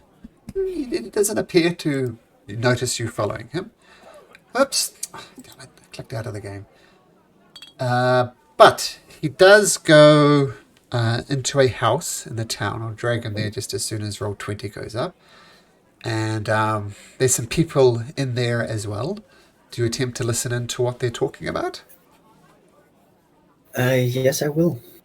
And I will, the moment I step out of the door, I'll telepathically tell Stella what I'm doing. Okay. So it goes to this house here. Let me choose a different color. This house here, just across from the mead hall. Make a perception check for me, Stax. So you listen at the door, and there's a lot of complaints about you guys. That you're not throwing your support behind Shander. And there's lots of talks of politics and logging and getting more money for the good mead now that it's back. So they're talking about who they can call upon for support, and it's basically the loggers.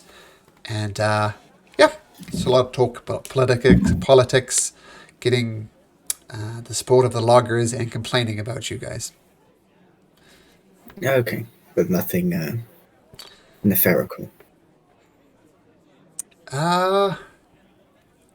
Actually, with a roll of 23 and listening in, you do hear something very interesting. You hear that Shander talks to one of his people, and he says, "Look, this is what we need to do.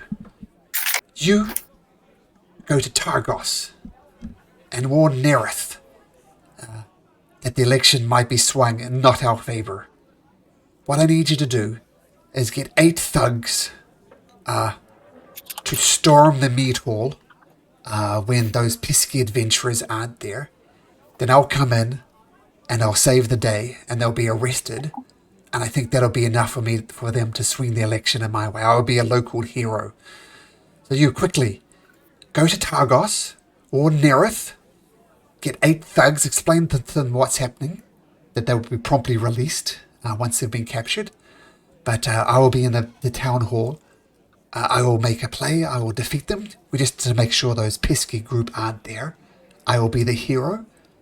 And the election will surely be mine. So go, quickly go. And someone dashes out of the house and starts heading out this way. To assume, go to Targos and speak with someone he referred to as Nerith. And if you remember, Nerith was the leader of Targos. You speak of Nerith Maxildar, and he was the guy who came down and talked to you from above the inn. So you're sure he's going to go speak to this? Yeah. Speak to that speaker. So that's what you learn. Okay, if after I've heard that, I will stealthily back out again and return to the rest of the group. Great idea. That paid off in dividends there, Stacks. You can have a DM inspiration for that. Ooh. Nice. Yeah, valuable information. So you return back to the meat hall. Hey, Stacks. Okay. I just learned some interesting information. Apparently, someone's heading to Targos at the moment to get 8 thugs from Nereth, the speaker of Targos. So that good friend over there could play hero by defeating those thugs.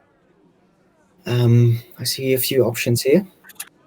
One is just to ride out quickly, intercept that guy, just bind him and release him after tomorrow when it's completely useless again.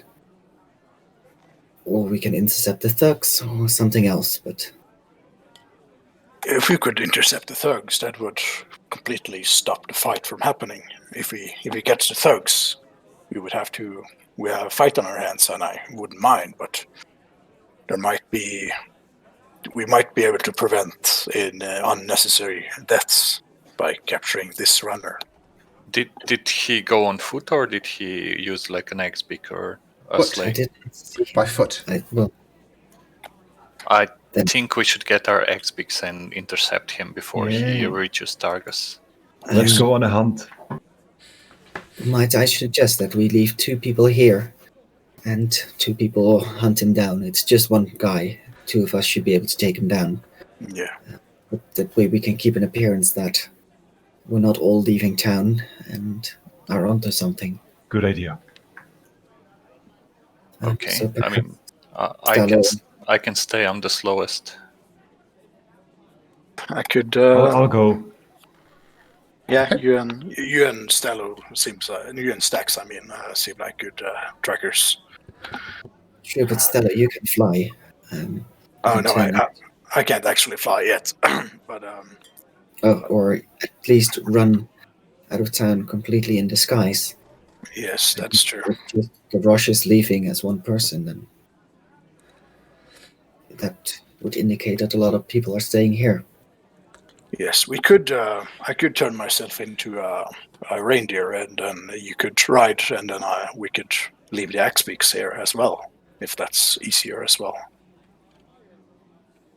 Or you could just take the egg-speaks, go west, circle the town, and then go towards the east way to intercept him. Just pretend you're going the other way, and then circle around. We are losing time, Stello. Let's go. We can take the axe peaks. It's fine. Let's Yeah. go. Okay. So Stello and Garrosh, you get on your X-Beaks, and I'm just going to assume you're always traveling on your X-Beaks, and you always find a suitable place to store your X-Beak. Otherwise, it just becomes a bit repetitive. So you jump on your X-Beaks. The usual complaints and crawling and almost trying to peck you, but they stop short of actually pecking you. And you go away. And since the runner effectively heading to Targos was just a few minutes away, it's not hard for you to catch up. And you see this person wearing things on his feet, the ice shoes, because that's what everybody wears to get around. And he's heading his way toward Eastway. You have eyes on him, but you're far enough away that you assume you haven't attracted his attention.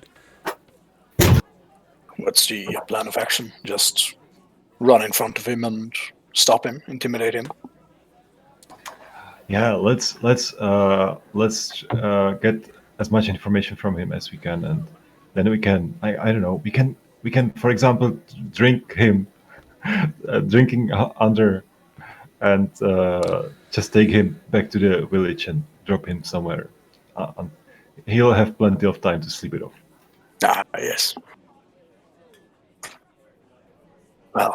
Yeah. So we run up to him and on the ice peaks and ask him, "Where are you going, Mister, at this hour?" Okay, I'm going to do a slight bit of retcon and say that this happened the evening before, because otherwise he's literally not going to have enough time to get to Targos and back. So let's just say it happened the night before, otherwise the story doesn't make sense. So it happened the night before and everything just clicks into place as it was before. But regardless, I says, I just have some business to attend to. So just a simple traveller. Nice to meet you, but I'll be on my way. Yeah, still go on. So, sorry to keep you here, but could I ask you what your business are? Where are you heading? I'm off to East Haven. Just got some a friend there who I heard has returned, so I just want to talk to him, share a few ales, take care of some business there, collect some debts that I'm owed, usual merchant stuff. So I'll just be on my way. Thank you. So nothing of ill intent. You're not gathering thugs to steal the meat, are you? That would be really bad. Oh, of course not. Why would I do that? I love good meat. It's my home. Ah, yes. You seem like a really trustworthy little guy. Oh, thank you. Thank you. Yeah, let's have a drink. What do you think? Yes. that was random. It's one of the... There's a cat. Apparently there's a cat here too. It's fine. I'm chaotic good, so random stuff. It's totally my character. Okay, let's change it to an outside scene just for this, for the soundtrack. Are you crazy? We're literally out. You need to get warm, and I pull out my bottle of stiff alcohol, and I sip a bit, and I pass it to him. Come on, you don't want to. What's the word? you don't want to anger us by insulting us by not accepting our gift of drink. Sure. I'll have a drink. And he takes a quick swig. Oh, that is good stuff. Come Hands on, it back. More. No, Drink more. Keep drinking. Yeah. No. I've really got to be on my way. But you can make a persuasion check. At straight persuasion.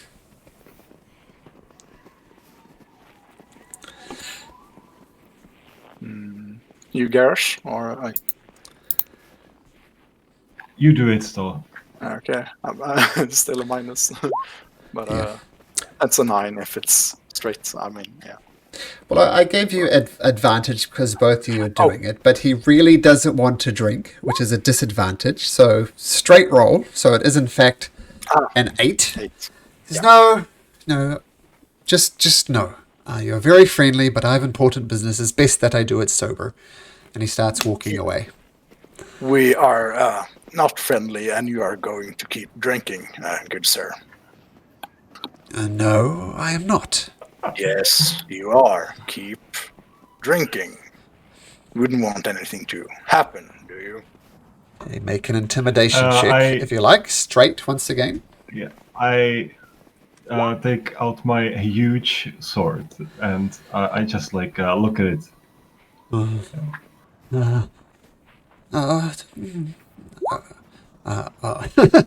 It's the weirdest kidnapping ever. And he takes another drink. Says, that is good stuff. You can finish the bottle. Come on, you can do it. This is like teenagers peer pressuring the good kid who doesn't want to drink. Okay, let me roll a... I'll just make a a roll here for his constitution. +1 for that. Oh, he rolls natural 2 for a 3. And he says, oh, this is really, really good drink, but I really must be on my way. And he starts walking towards the forest. Oh, come back. You gotta drink some more. This is good, isn't it? This is the last one, though. This is the last one. I'm gonna give him 1 gold, actually. Oh, thank you. Here, keep drinking. Okay. And he drinks again.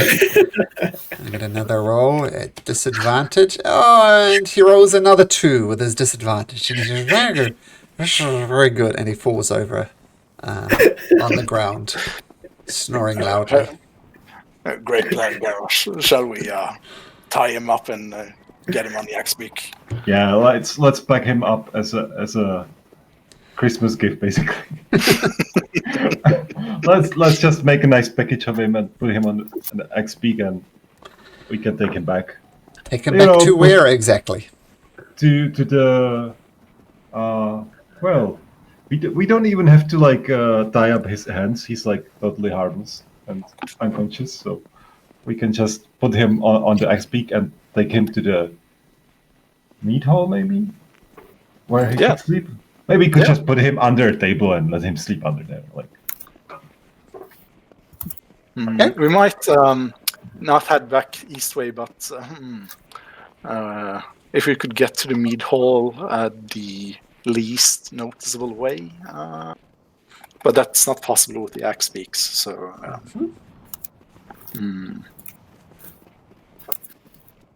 Guess we could try to hide his identity by stuffing some hood on him or something to make him as not recognizable to his friends as possible.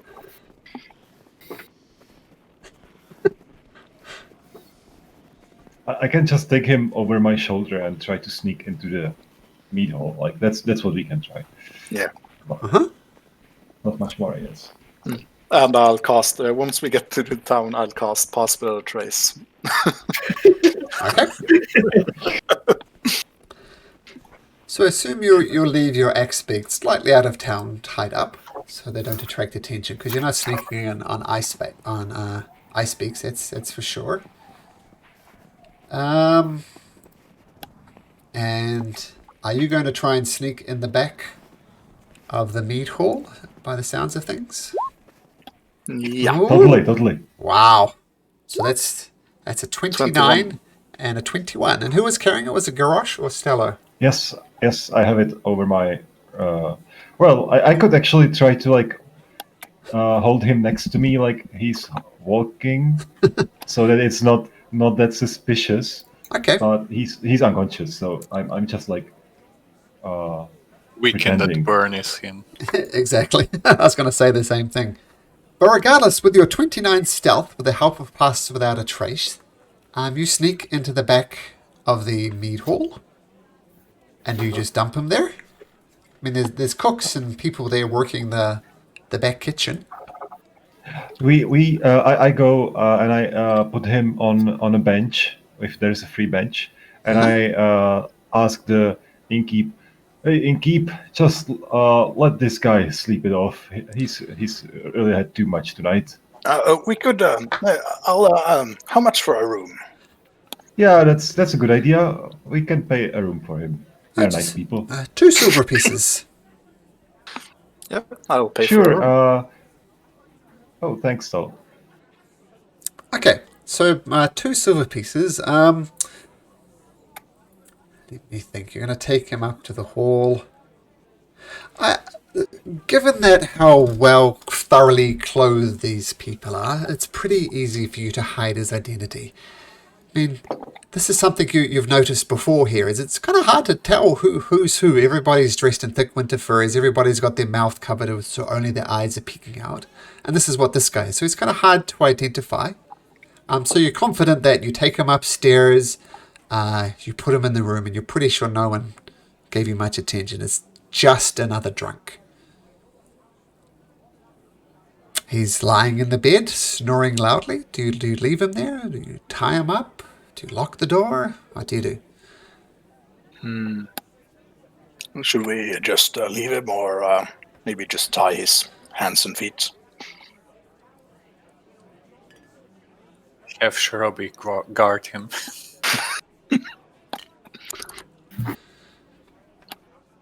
He'll think he's still drunk when he sees a talking frog.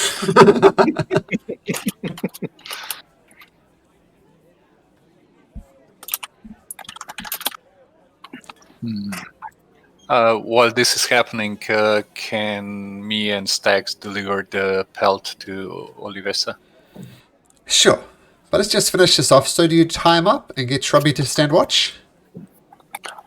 Yeah. Okay. Easy enough to do. And actually, both of you just make me a medicine check.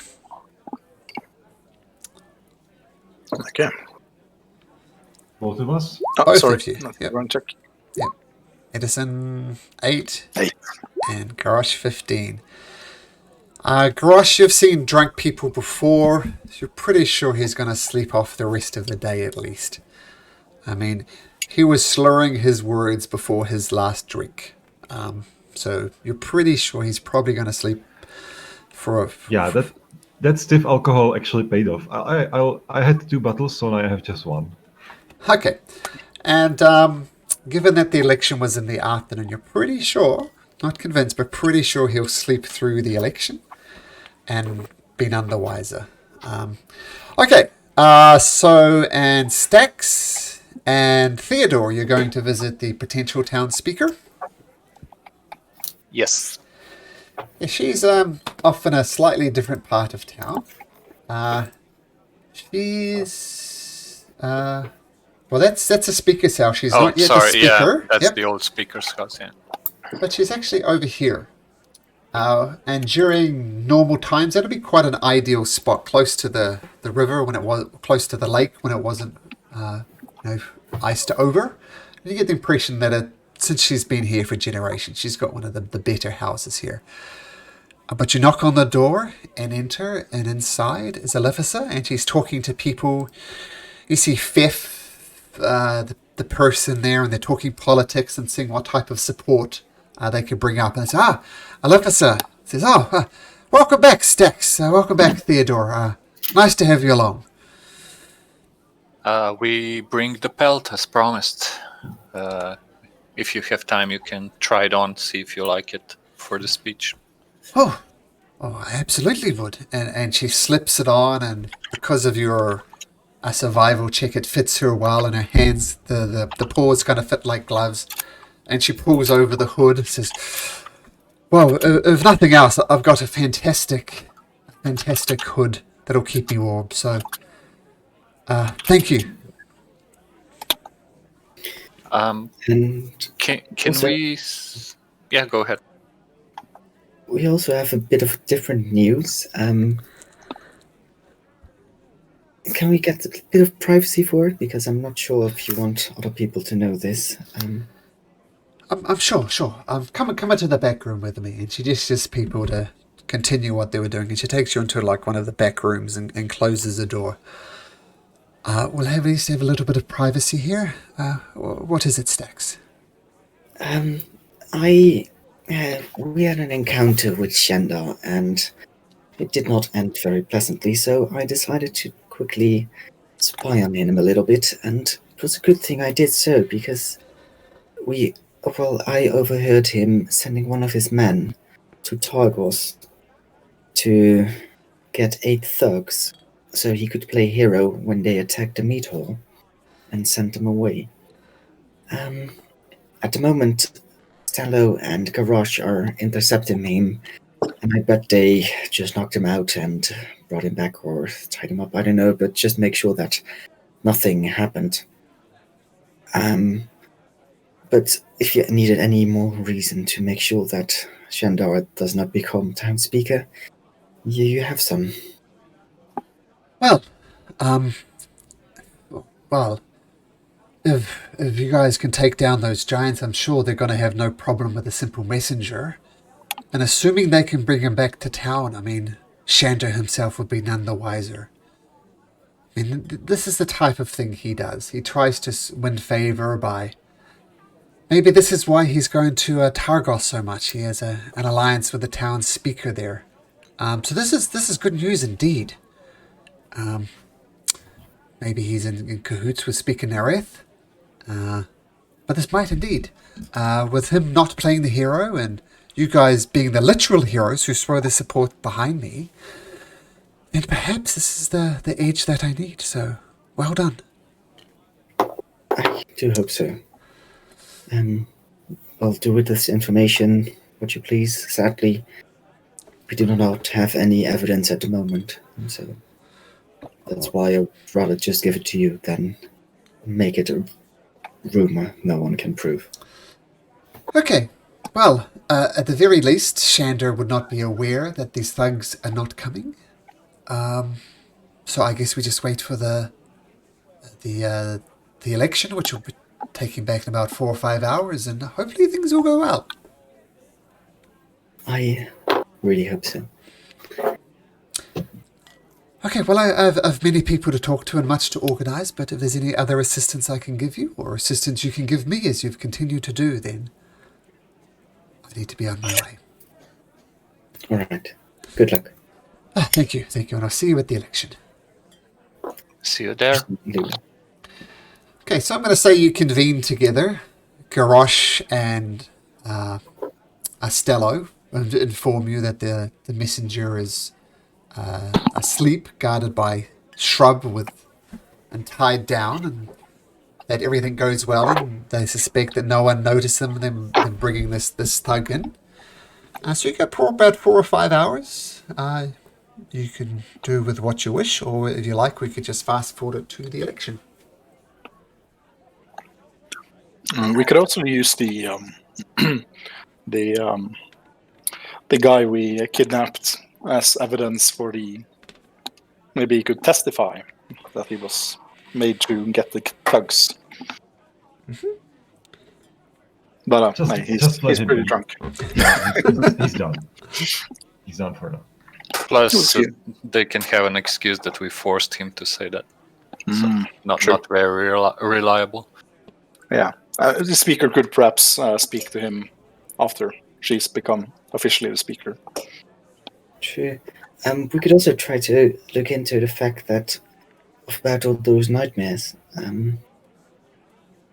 Are we willing to investigate that further, or are we just waiting another night?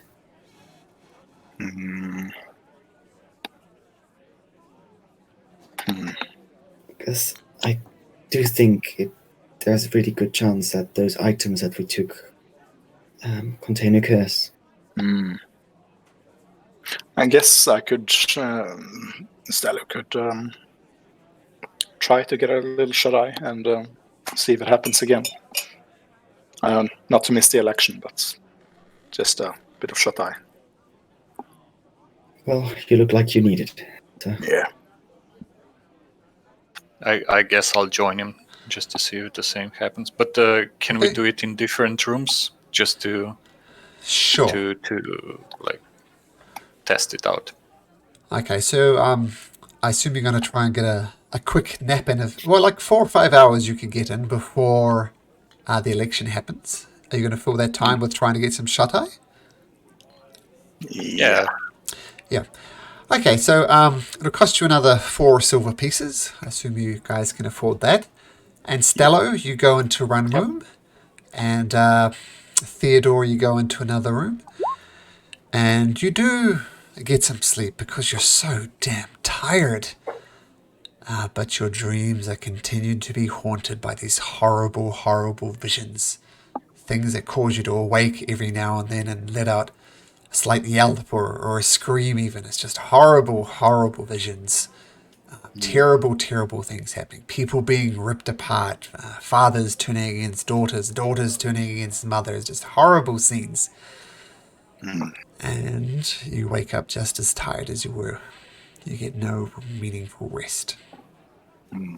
Stalo exits the room and sees if Theodore exits as well.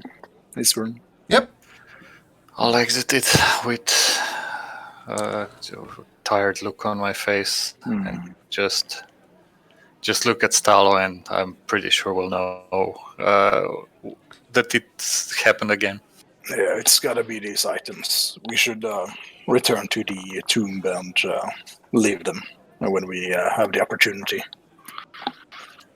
Yeah, but maybe we should leave them sometime in the not sometime, like the next day in the evening, and then try Yes. to sleep at the cave to see if it happens again, because it's not sure.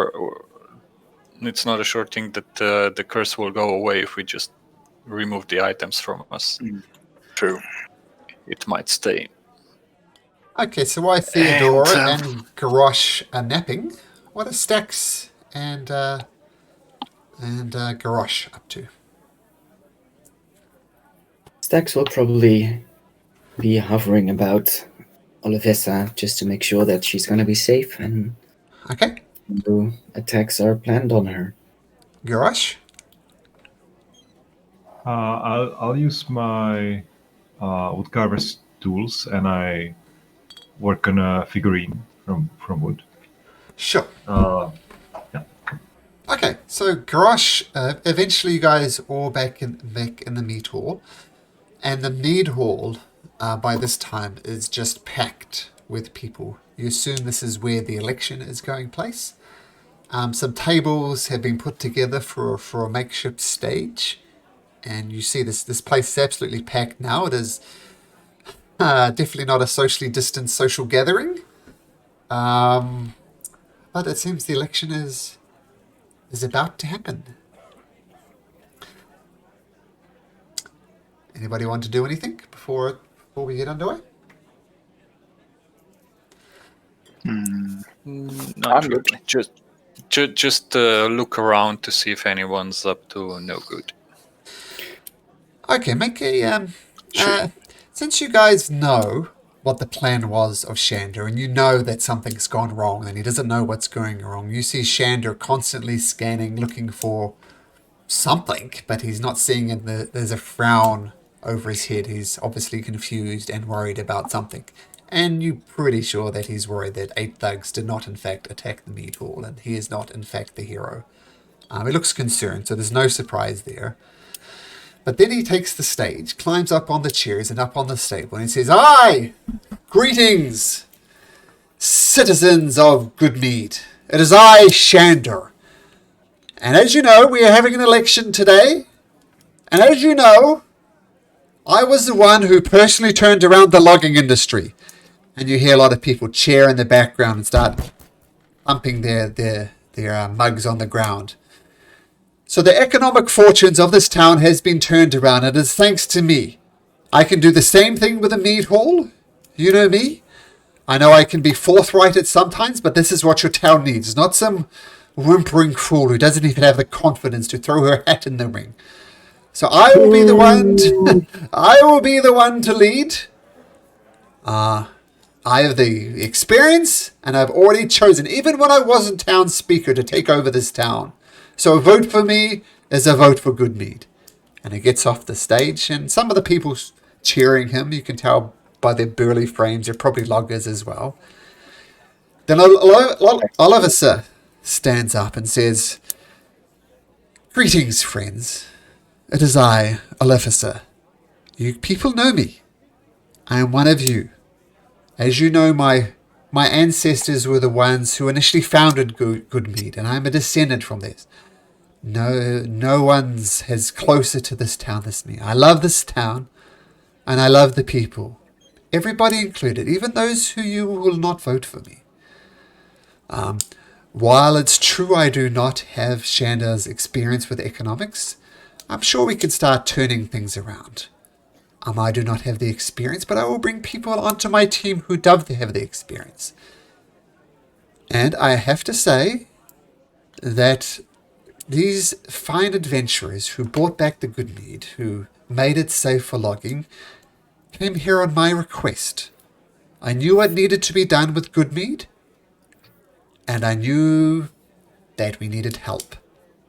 And I located and contacted these people. And just to prove it is what I'm saying, Perhaps the adventurers would like to say a few words to prove that what I say is correct.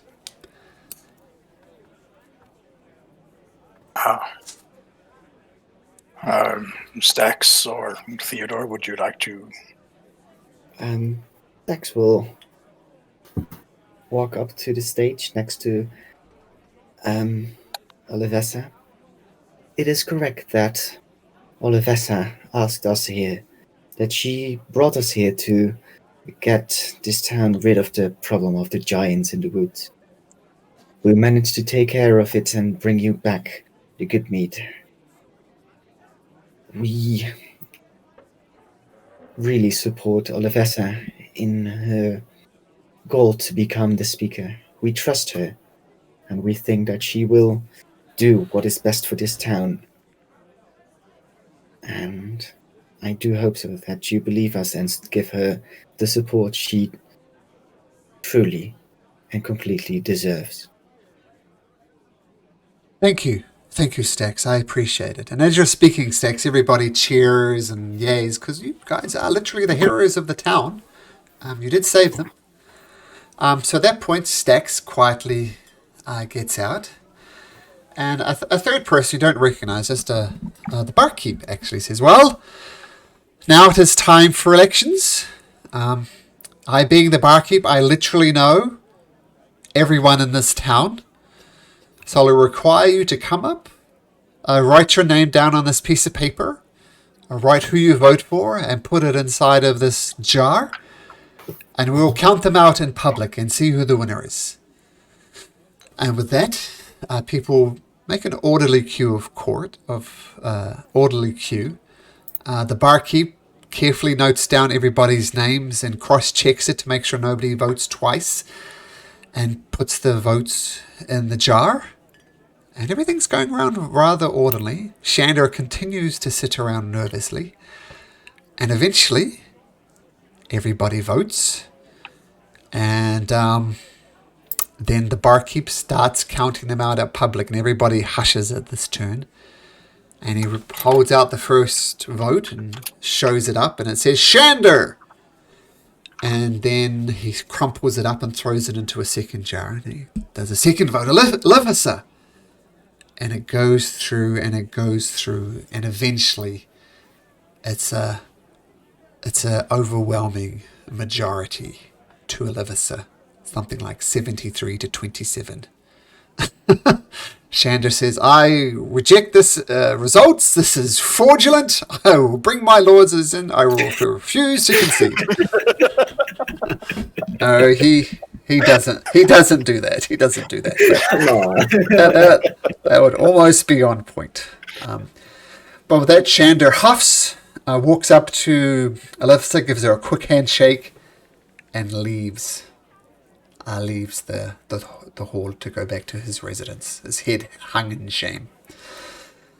Well, says Olivessa, well, thank you very much. I look forward to being your leader, and let's turn this town around. And everybody cheers, and people shake your hands and thank you again. And there's a little bit of an after party that happens. And Olivessa is now the official speaker of Goodmead. Hey. Okay, well done. What time of day is it at the moment? Early evening by now. I'll look at Stalo and say, do you think we should go to the cave tonight? Yes. Get rid of this, if possible. Yes.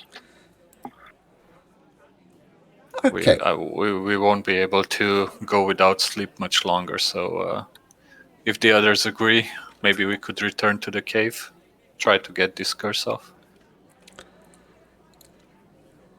I think it would be for the best. I really don't think you two look like you could take another step or go another day.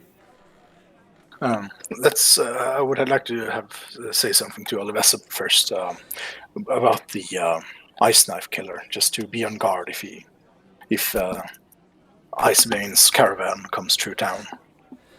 And she says she assumes it's still in Dugan's Hole to the south. She hasn't seen, no, the caravan, traveling caravan, hasn't come this way. Yeah, and just to warn her, just in case it does while we're away in the forest. Okay, she thanks you. We should be back in the morning. Okay, so you head off. I'm going to say that given your familiarity with it, you return back to the tavern, to the caves, easily enough. You shuffle the tombstone off it with the help of Shrubby.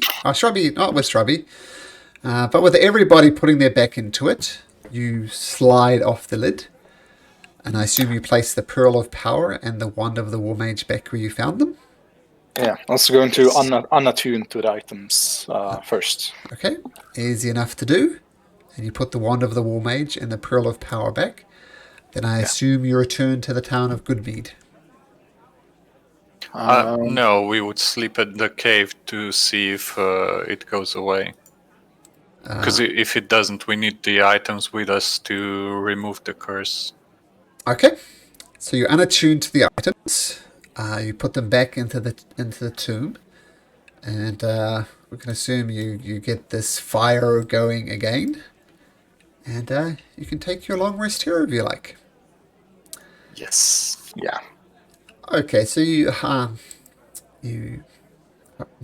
get together. You set up some watches because this is not nearly as safe as a town. There's a few wild beasts, but nothing threatening, like snow foxes, things like that. And Stello and Theodore, you get a restful sleep and get all the benefits of a long rest. Sweet. But also a bit Yeah. what are those items? Bittersweet. We always come back when we've got remove curse.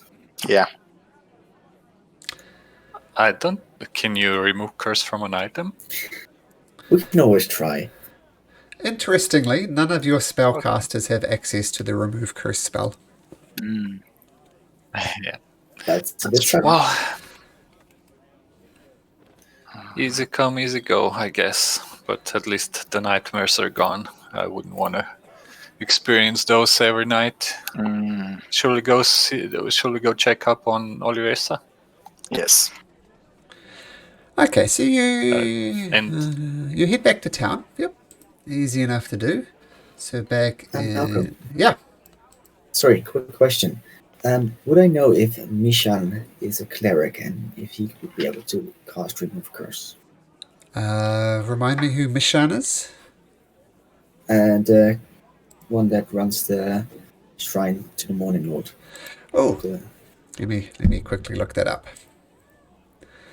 Bring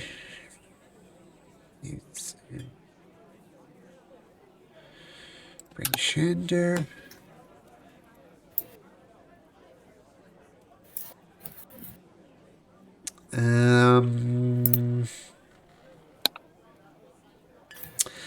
You do know he is a spellcaster.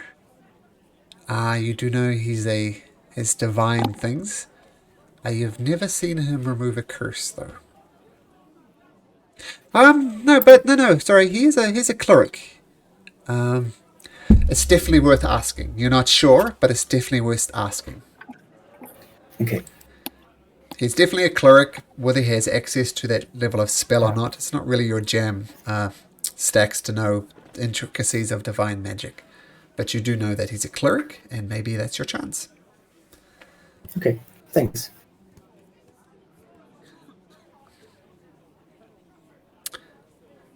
Okay, so for now, the Pearl of Power and the Wand of the War Mage is in the cavern, and you return to Goodmead, and you see Olivesa. She's getting things together, getting organised, getting people she trusts together. All the tasks of becoming a speaker, all the things she needs to do behind the scenes. She's moved back into the speaker's house because she is indeed the speaker. And she's going about the business of being a speaker.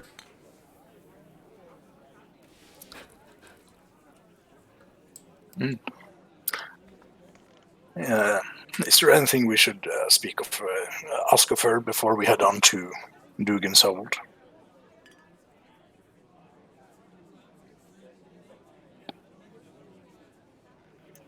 I think she's a bit busy now, and I don't think we have anything important to discuss. Maybe leave it for later when we come back. Yeah.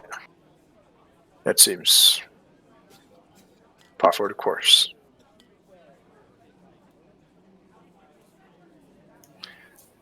So, shall we just get on the road and see if we can catch up with the Ice Knife Killer? Yeah. All right. So, you get on your axe-beaks, leaving the cart behind, saying your farewell. A lot of people are slapping you on your back as you go. A lot of people are almost laughing at the pathetic attempt made by Shander, and people are gossiping. When you did you leave Shrubby behind? Oh no, I guess we're taking him with us. Okay. After he was done guarding the drunk guy, he rejoined us. And he's riding Snuggles anyway. Yeah, I was going to say, though, before you leave Goodmead, you see the person who you had tied up and was drunk. He's had most of the afternoon and the evening to recover. And you see him walking around, and you see both him and Shander and a couple of other dwarves just shooting daggers at you. Just staring daggers, I should say. Seemingly leaving an unguarded drunk man who could yell and ask for help. It seems as if they're aware of what you did. So keep that in will mind. head to them. Mm-hmm. Shander glares at you. Suggest you leave this all to rest. I know why you sent him off. You know why I stopped him. Do you truly wish to continue this? Continue what, friend? I haven't done the goddamn thing. No, you have not. And I suggest you keep it that way. Let us keep this down. No one should know. No one has to know. Don't you think so?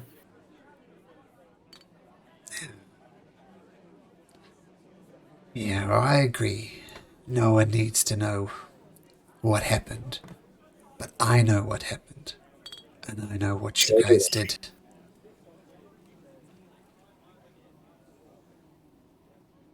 But can we just make an arrangement here now? That I will not tell anyone, and no one needs to know about the plan you had. And in return, you leave it to rest. Sure, you have my word. Can I make an insight check? Of course you can.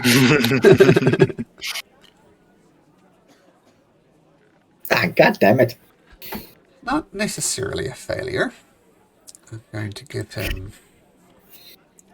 either deception or persuasion. You don't know. Let's see how persuasive or deceptive he is. As far as you can tell, he seems to be honest. Like, you raise a good point. Like, if you tell them what he did, he will be in trouble.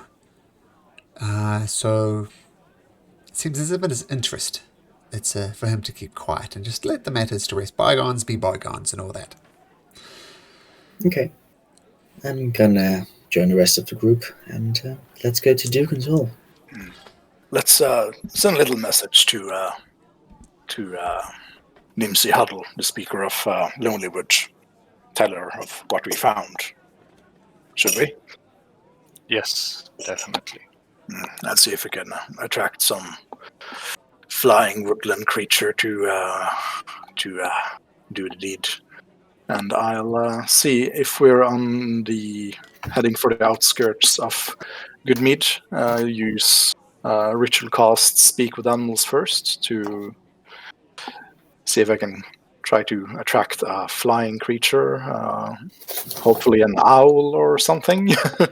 And as I call to it and see if I can attract it, to cast Animal Messenger to send a message to Nimsy Huddle. Let's see, 25 words, something like that as well.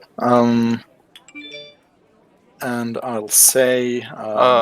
if you can include that if she's not coming, let us know by messenger or however she wants. Yes. So we won't be waiting for her. Yes. Let's see. This is Stallo. We found a way to break the curse. 9 words. It is in Goodmead. We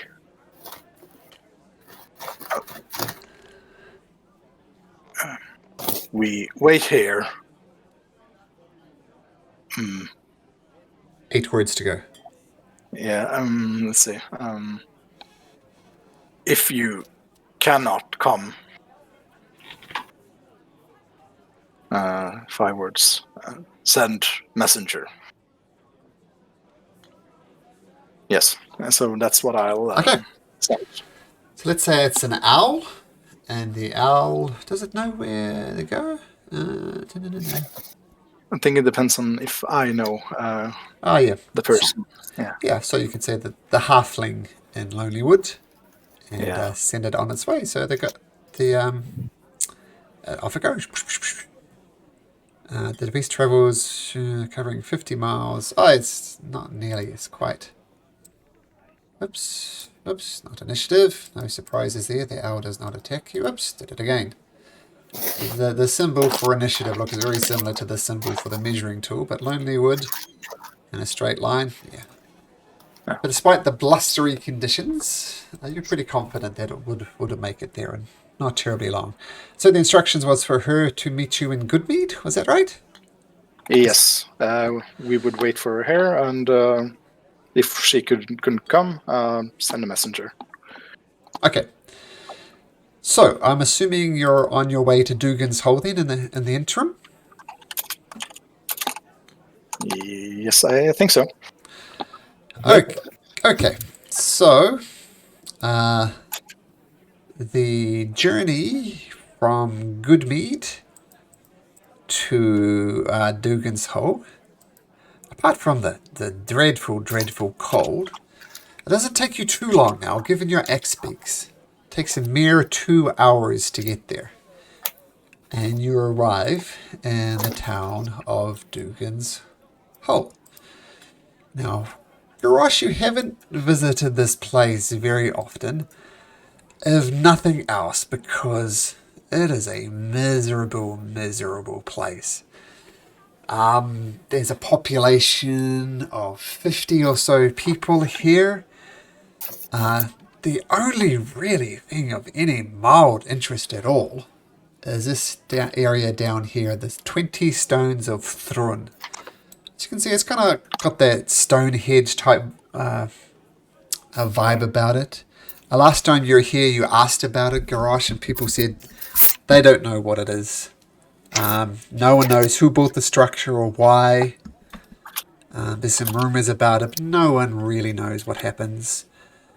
And in terms of accommodation here, nothing. In terms of inns here, nothing. It is literally a horrible place. There's people wandering around looking miserable. And the thing you do notice about these people is some of them, that they all look a little odd. Some of them have, they're all human, they're all humanoid, but there's something slightly off about them. Some of them have misshapen ears, like ears of an unusual shape, like not Alvin, just odd ears you see sticking through. And as you see them smiling, some of them have almost pointed, jagged teeth. And some of the glances you get through their heavy winter clothing is some of their eyes are either slightly too close together or slightly too far apart. So they're really human. None of them pay you much mind. They're ignoring you. But there's just something slightly odd about all of them.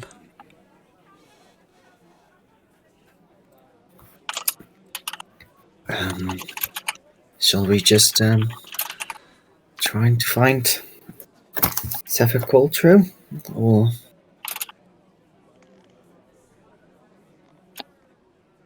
I guess we can ask around where to find him. We could see is there a speaker in town, perhaps? There is a speaker's house that you know of right here. well, let's go there. Okay, so you hear...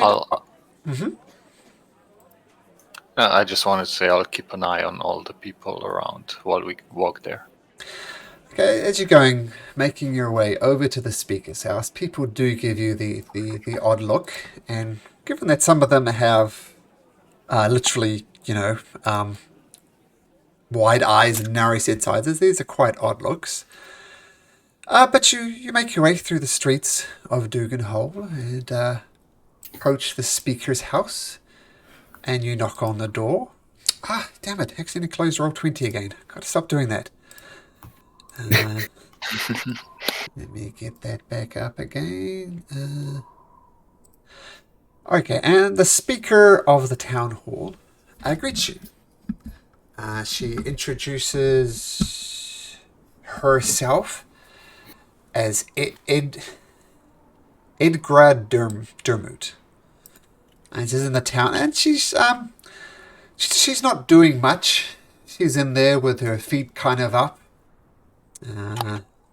Just relaxing. She's covered in furs once again. It seems you'd assume that they're trying to keep the place warm. So you're assuming from this part this town is sacrificing warmth to Uriel. And us, yeah. And she says, something I can help you with? Yes. Are you the speaker for the town? Yes, that's me, Speaker Edgra. Pleasure to meet you. My name is Stalo, and these are my friends. We are looking for a merchant called Torga Icevein. Has he been around? Yeah, he is. He set up camp not far from the 20 Stones, and quite frankly, I know he's not the cheapest merchant, but if you're looking for general goods, it's probably the best thing you can possibly find here. If you're looking for shopping goods, you won't find much here, but he'll do you a deal at least. And has anything happened in town recently? Anything new in town? Anything new in town? Well, not much happens here, but yeah, we have been beset by winter wolves that have been stalking the outskirts of towns. Some people are saying they're big as horses, these wolves. I'm not sure what truth there is in this, but some of them say they speak plainly and have got a mighty vocabulary as well. Before it was just a curiosity, speaking wolves and wolves that size, but they did caught a couple of young children. Syl and her brother Finn. We think they've gone missing. We've searched for them, we haven't found them. But Syl and Finn have disappeared. Just young children, barely older than 10 winters, I imagine. The town is desperate to find them, but I'm not sure if this is something you're interested in, but we don't have gold to spare. But if you do track down the children, I'm sure the parents at least would be appreciative. But Syl and Finn have been missing for a day or so now. Whether it's related to the wolves or not, couldn't say, but they are missing. Well, we'll keep an eye out, I think. It'd be appreciated. What Thank you for direction are this the wolves attacking from? Let me bring you across to the Icewind Dale map. The wolves from the north, sort of back in that forest outside of Goodmead is where we've seen them, but yeah, somewhere around that area. So if you're interested in searching for them, as I said, we can't offer you any gold, but that would be the place I'd start looking. By the way, is she looking strange as well? Like Yes. the other people? Yes, when she speaks, her teeth are slightly more pointed than you'd expect. Okay. Is there any place where we could stay in this town while we do our business? Maybe if you talk to one of the townsfolk, you could sleep in their barn. That's about it. No inns here, no taverns. Okay, thank you. And which house do the young siblings' parents live in? She points to one. Over here. I'll ping it. Okay. Oops, I shall ping it right here. Yep, those are the parents.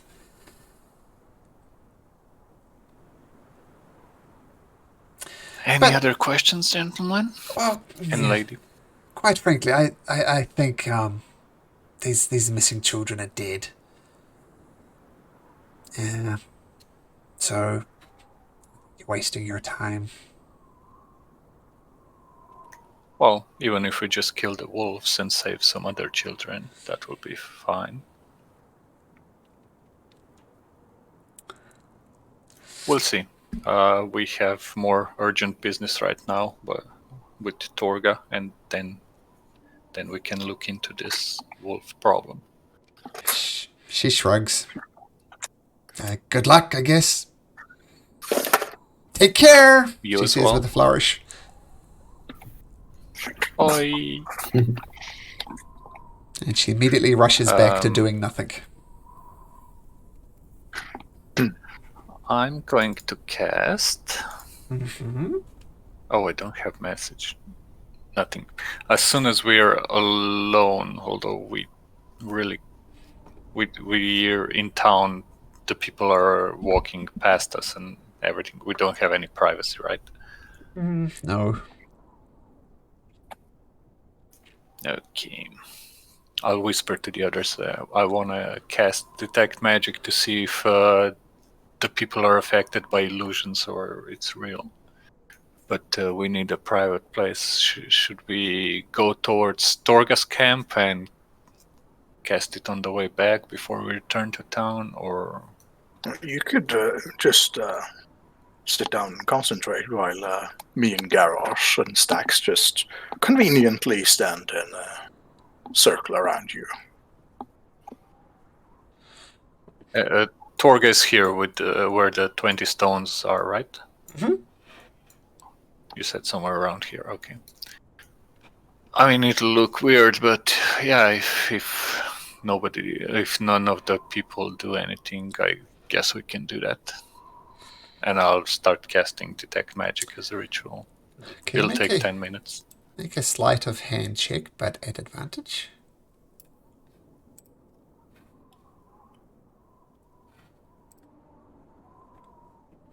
Slide. There we go. Ooh. You're not sure.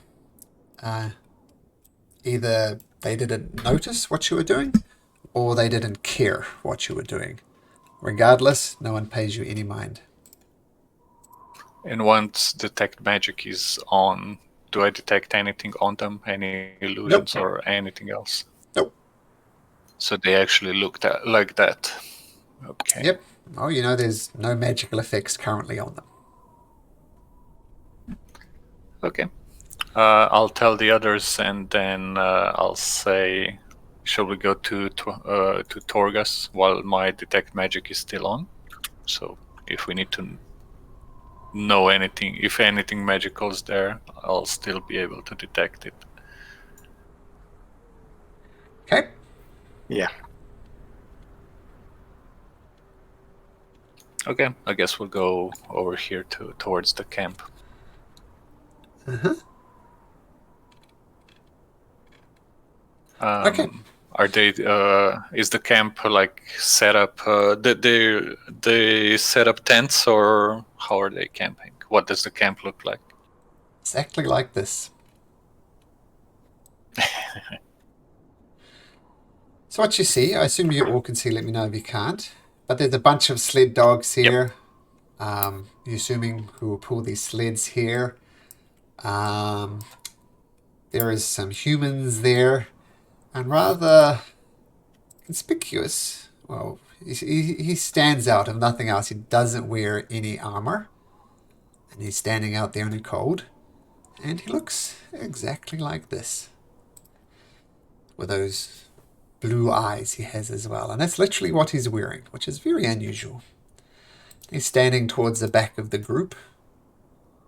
In terms of magical things, what's the range of detect magic? 60 feet. I turned on the aura. Oh, okay, so nothing unusual. So, And there is one dwarf here. This is, you assume, who Torga is. This person here, and everybody else around her is humans, and whatever the hell Sephek is. He's over there. So dwarf and humans. And because you had control of boar, you have control of the sled dogs as well. Because they're wolves as well, but yeah. they're all attached to the various sleds. Sorry, detect magic is 30 feet, not 60. Okay. So, how should we approach?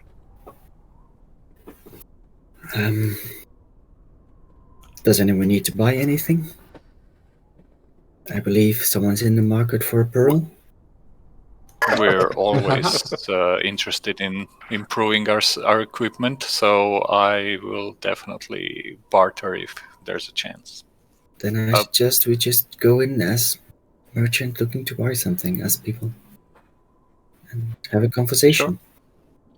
Sure. By the way, Sandar and Garrosh's health points are a little low. I think they should be full. Just in case we need them. Yes, you are right. Okay. I guess we can approach them. Yep. Sander and Shrubby come along for the ride. And nothing magical detects. I'll let you know if it does, Theodora, but nothing is pinging as yet. And I'll greet. You assume the person, the dwarf, is Torga. She comes up to you and says, greetings, travelers. Welcome to Torga's market. Is there something you're interested in? Something we can interest you in purchasing, perhaps? We have fine goods here. What can you offer? We're always interested in upgrading ourselves. Well, we have leather armor here. We have scale mail. We have some bows. We have some swords and a few gems and stones as well. Oh, do you perhaps have any pearls? Oh, I do have a pearl. Well, is it worth at least 100 gold? Oh, it's worth more than that. It's worth as 300 gold pieces. Can I see it? See if it's worth 300? She goes to one of the crates and digs a little bit, but brings out a pearl. It looks like a perfectly normal pearl. And but is it worth 300? Make I guess this would be an investigation check. Okay. So you take a close look at the pearl, look for any imperfections, and it looks like a good pearl worth probably about 100 gold pieces. Well, it's a beautiful pearl, but the price is a bit steep. Would you consider taking 200?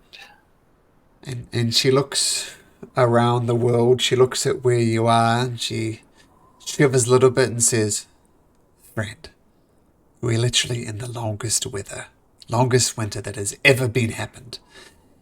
This pearl is definitely worth 300 gold pieces, given the current climate that we're in. But if you like, you can make a persuasion check." I'll try.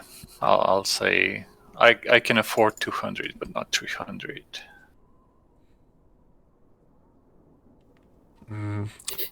300 it is, my friend. Trying times and all that. Well, I guess we'll try to get one cheaper somewhere else. Sure. Thank you. Good luck finding And another you one. mentioned you have some swords and bows. Anything magical by any chance? Yeah, she reaches into her crate, pulls out a mighty fine looking sword. This is a magical sword. You'll hit better, you'll strike better. This is worth a good 500 gold pieces. And Theodore, it's not magical.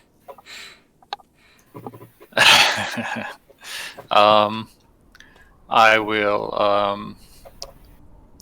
I'll just do. Mr. Store. It's a woman, right? Yes, female dwarf. Storga. Okay, yeah. Mr. Storga, I've been a member of the clan of Stonehand for many years, and I've worked with many magical weapons, and that, my lady, is not magical. Please do not take me for a fool. Let's just say we'll agree to disagree. And what kind of magic should it be? Should be infused into this weapon? I have no idea. I just know that it strikes true. Well, I can detect magic when I want to, and right now I'm not detecting any, so put it away. We're not interested. If you're not interested, no need to be rude about it, and she puts it back. Is there anything else I can help you with? Perhaps whoever sold it to you cheated you, so be careful. Well, thank you for the advice. And all this time, Sephek is just on the end here, staring at you guys, not really saying anything. I'll move a little closer so he's in range of my detect magic and see if anything pings there.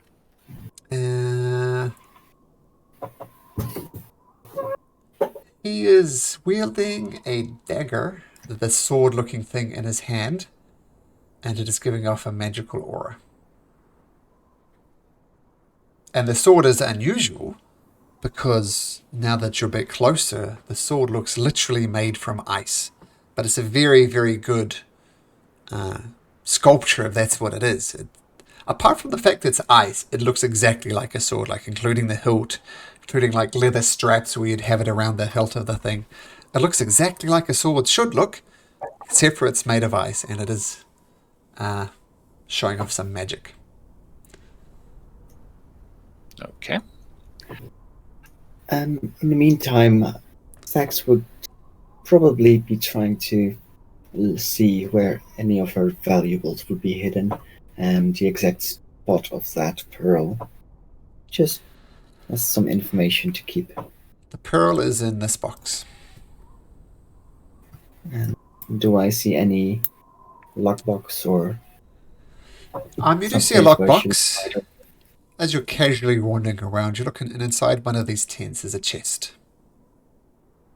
Closed and has some type of padlock on it.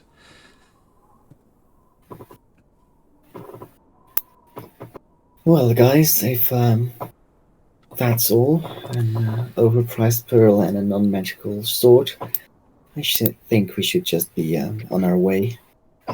Wait, what about this guy? He has a magic sword. point to Kaltro. I'm You pick- sorry, is that magic? Yes, it is. It is exceedingly cold and will slay anybody I choose. And let me just say, I've put it to very good use. That's not ominous at all. Okay. Did Okay. anyone have any doubt left about who's the killer? Just like, think you got it. You okay. guys seem uncomfortable around me. Yeah, you're kind of creeping us out, dude. You've got a really high serial killer vibe around you. Oh, that is not surprising. Well, I think we have to be leaving now. I mean, are you sure you... Just asking as a friend, are you sure you don't want to... I don't know, be sacrificed to O'Reilly? Why would we want to be sacrificed? See, I'm good. The last people I killed, they seemed to not want to be sacrificed to O'Reilly and cheated themselves, so I killed them.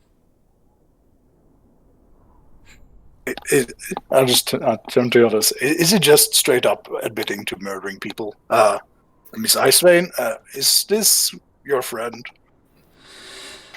Well, look, we know what Sephek does, but he's such a valuable ally to us, and he does kill people who try and get out of the lottery in places like Bryn Shander and the other two who she knows, but Malcolm has temporarily forgotten. And there's a kind of justice to that. If they're sneaking out of the lottery, then perhaps they do deserve to die. The Sephek exacts justice in his own way, so yeah. Normal ally, people otherwise- never deserve to die. Well, they cheated their way out of the lottery.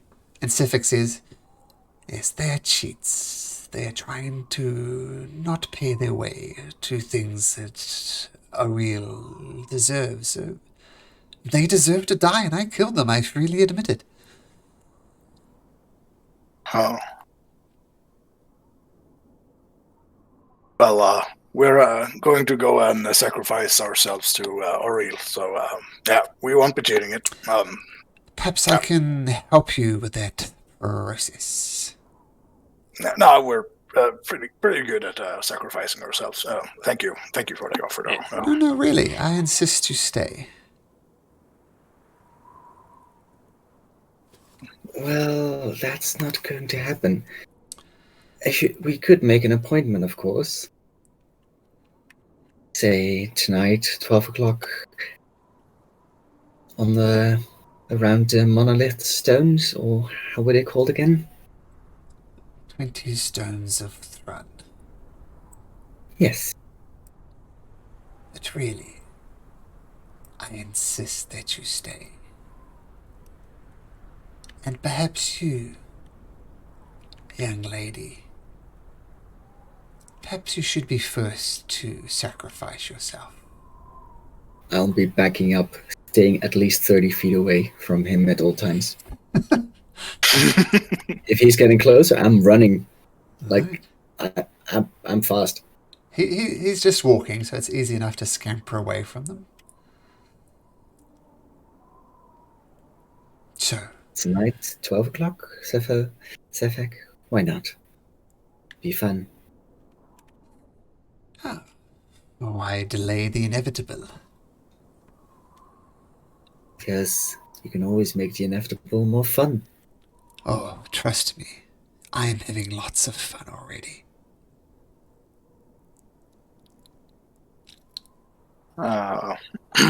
I'm seeing where this is going, and I'm going to just bonus action into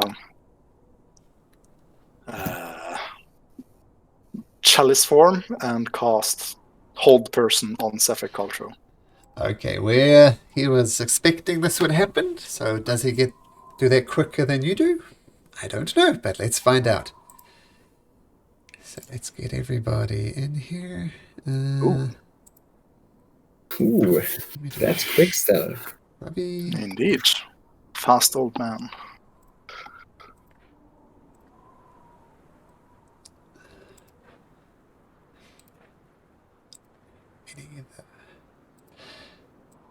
Okay, so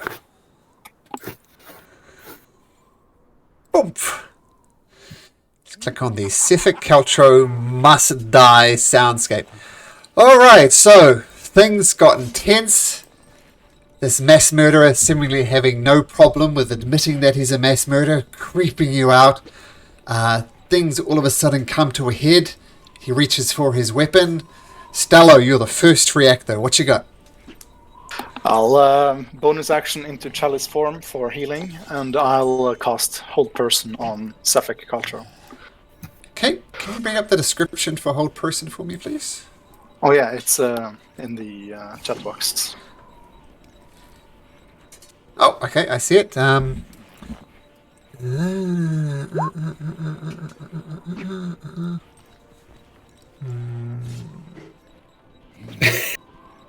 Okay, so it's a DC 13. 13 Wisdom. and a wisdom saving throw. Okay, you cast the spell and Sephek momentarily paralyzes and shakes up. Then he shakes it off and says, "You'll have to do better than that, Goliath." Didn't take. So that was your action. That was your bonus action. What do you do? Yes. And I'm gonna move, let's see, 5, 10, 15. Here, so clear overview of the place. Okay, Garrosh.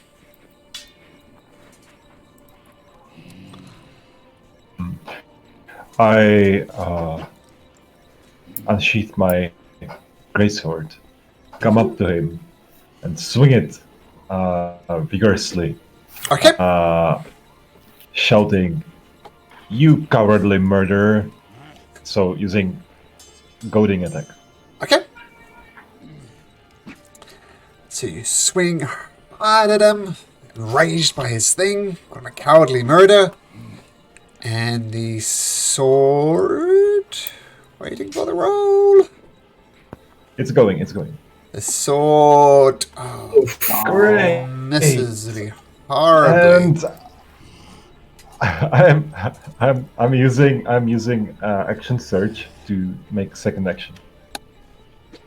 Okay.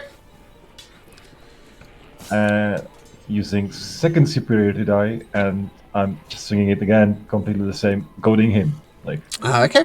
you kill unarmed people, just try someone with actual arms. Okay, swing again. And this time you swing and you stumble, but that gives you the opening you need, and you come back and slash him right across the chest for 16 points of damage. Got it. And what is yep. goading to? What do I need to do for goading?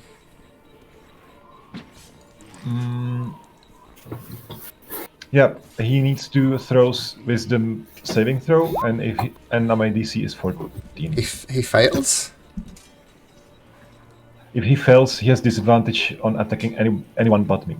Okay, For got this it. round. So you slash him across the chest after the first one misses. You shall be first to be sacrificed to a real half-orc. But before you get a chance, Stax. Losing interest so quickly, and I shoot him. Okay, be a straight roll, but if you hit, it will be sneak attack damage. Ah, yes, that absolutely does hit. It thumps him in the back for 16 points of damage. And you do notice that he's not actually wearing much armor. So your arrow just cuts through the clothes that he's wearing and digs into him, and he lets out an evil laugh. You I see. fools. Yep. Come and get me, big boy. And then I step behind the tree and I try to hide. Okay, roll your stealth check. A 12. Oof. Got it. And Sephek says, I see you, girl. I see you in the tree. Don't think you can hide from me. You'll be next. And Sephek takes out his... And, Karosh, can you just make me a perception check, please?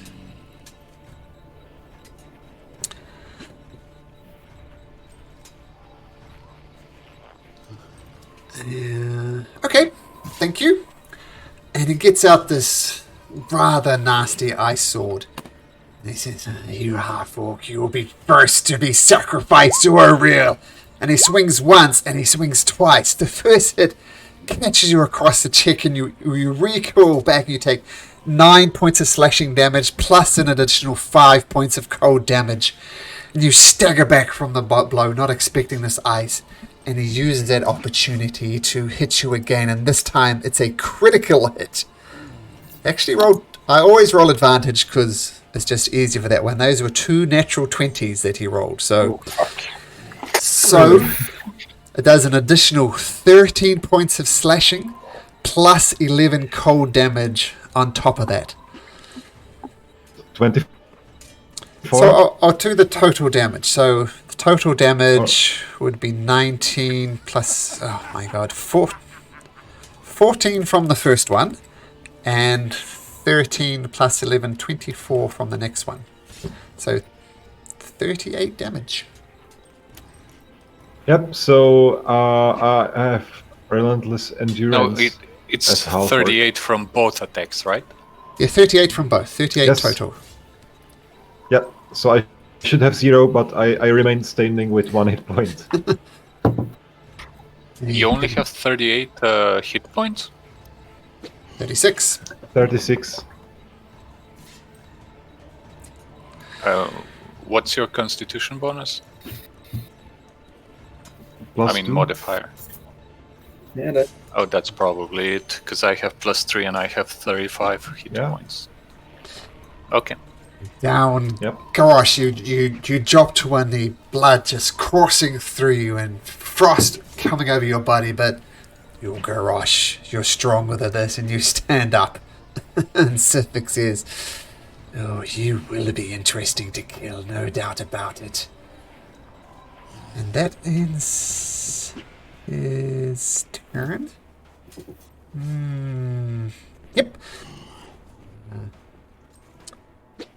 And this human rushes up to Garrosh and says, let's take this fool down. And he brings out a scimitar and slashes it across at Garrosh. Oh, Garrosh. Sorry, buddy. That hits as well. Take 4 points I'm of down. slashing damage.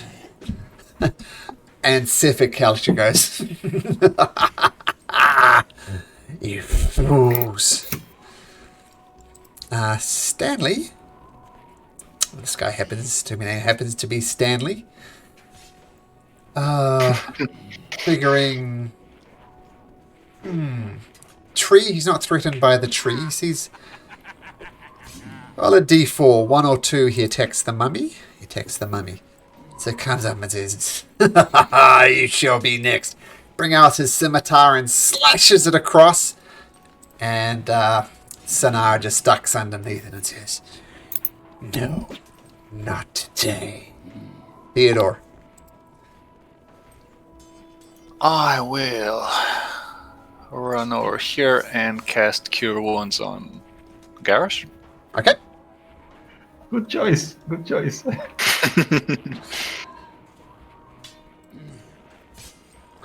So you're prone, but you're not dying. And you get 10 hit points back. So, still on the ground, and you see the... as Theodore casts his... It's always odd coming from an artificer, so imagine little stitch wounds appear and mechanically come back, and Theodore goes... Garrosh goes...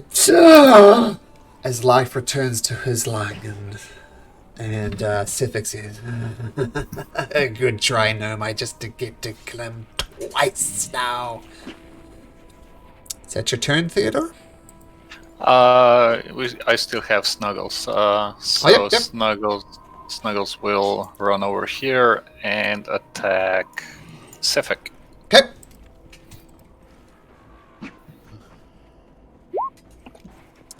Ooh, that does it. Okay. So 6 points of force damage. And that is it. Okay. Torg is... Why we do not agree with his methods? He's a valuable ally. You leave him alone. We don't need your healing magic, gnome. You two shall die.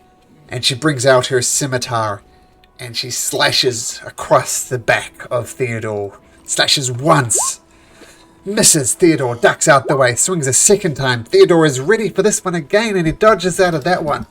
But at the last minute she brings out a dagger from her cloak and she says, good try, gnome. And she sticks this dagger in and sticks it even more and gives it a yank up. It's incredibly painful. In fact, it's a critical hit. And you take 10 points of piercing damage as this dagger digs deep into your side. And she gives a little twist as she pulls it out and a spray of blood goes across the snow. Ah, damn it, Torga, I'm an artificer, not a doctor. And Shrubby is going to rush over. A rush. 10 feet. So, actually, Shrubby's quite slow. Shrubby's got a 20-foot movement. But she comes over and says, I'm here to help, guys! I'm here to help! And she dashes over and she sees this rather horrible form of Sephek, and she's about to help out. She goes, ah! And she freaks out and does effectively nothing. But she is up there now. Benny? Benny is going to bring out this light crossbow and says, fuck! Shoots it off. Range 80 feet, so plenty of range, and goes straight for Garrosh. No, I'm going to go for Theodore. Go for the spellcaster, so it shoots out. Boom! You duck out the way, Theodore, and it clatters harmlessly in the snow behind you. Your mummified friend sees Stanley standing right next to you and says, you leave my friends alone. And he pulls off his hood, and it's obviously he's not human, and Stanley starts cowering behind him. But first he tries to smash Stanley with his rotting fist. The guy manages to miraculously dodge out the way, I think. Yes, dodges out the way, but then the mummy stares at him. Sephek says, leave my friends alone. And Stanley the bandit is going to make a wisdom saving throw. And he passes. You leave me, you evil undead beast. Stello. Right. I'm gonna see the situation go bad for Garrosh, and I'm gonna see Theodore helping him. I'm gonna look to my left and see Torga, and I'm gonna look at her and point the finger at her and cast a hold person. Hey. So that's a wisdom save. She rolls a 19. So once again, she seizes up momentarily, and then she shakes it off. And I'm gonna move the rest of my movement then right in Sephek's face. And I'm just gonna say, you face me now, you monster. Garrosh? Garrosh, you're prone? He's AFK. He wrote it in Discord. Maybe he restarted the computer because he's not in Discord or the game. Okay, so let's do Stax then, and maybe Garrosh will be back after Stax is gone. So Stax. Okay. Well, knowing that Sephek knows where I am, I'm not gonna aim at him, but I'm gonna aim at Torga. So peek out on the left side of the tree and shoot at Torga with my stealth of 13, I believe Yes. it was. Yes, you can make that at advantage.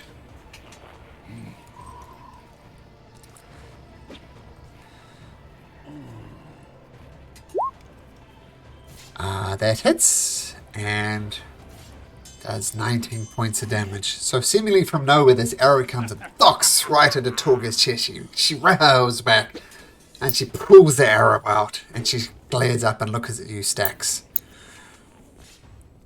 Okay, I'm gonna duck back under behind the tree and climb up a bit into the tree and hopefully get a bit out of melee range from people and try to hide again.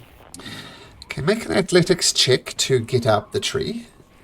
DC 5, so it's not going to be different. Athletics or acrobatics. Just because it's funny if you don't. Okay, so you climb up the tree, no problem. Well, you couldn't really fail that, I guess, with a DC of 5. Yeah. So you get up there and make your stealth check. 14. Okay. Garrosh. Okay, so Garrosh, you get up. Yep. Roll away for your attack. Assuming Garrosh is back now. We just skipped your turn. We let Stax go first. So, yep. Roll away, Garrosh. He's not in Discord yet.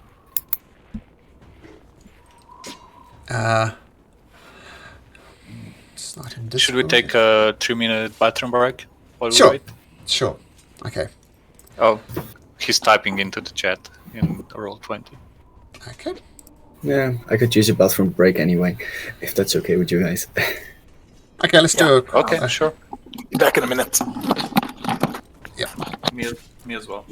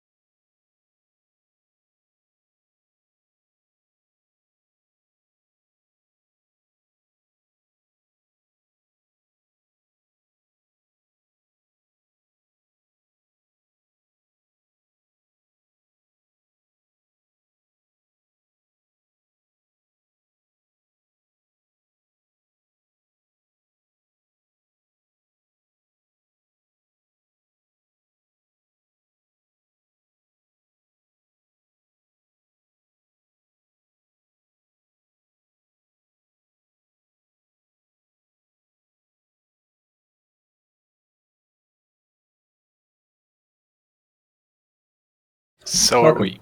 Yep. By the way, quick question between. Would it be okay if we ran Shrubby and the Mummy, or would you like to do it? Yes. Shrubby and Mummy is now completely under your control. There's one less character for me to control. So, yep, absolutely. Might be good to designate someone to run Shrubby and designate someone to run the Mummy, though. Shall I do the Mummy, as it's my elven friend, sort of? I could do Shrubby, since Theodore has the Steel Defender. Snuggles. Yeah. Okay. Yep, we can continue, I think. Hey, Grosh! All right, so I get up. I look beaten up, blood everywhere. But I get up, and I lean in on my greatsword, and I attack hard the stupid guy with the cold sword. Mm-hmm.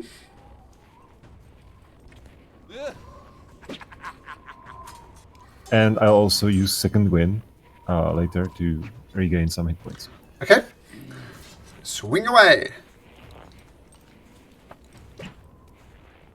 And I'm using goading attack again. Okay.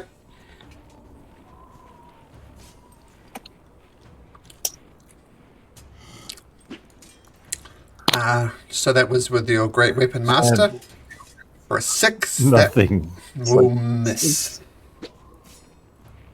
Yeah, so second wind. Mm-hmm.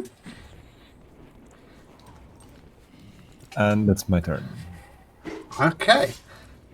Yeah, so you swing wildly, trying to finish him off in one blow. He sways out the way and says, "You should have stayed down." Stacks. I just did my turn. Oh, sorry. You're right.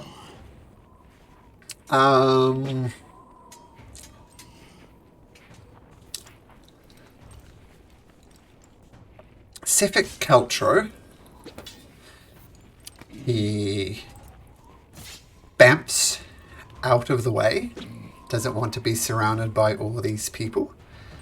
And appears on the tree right next to Stacks.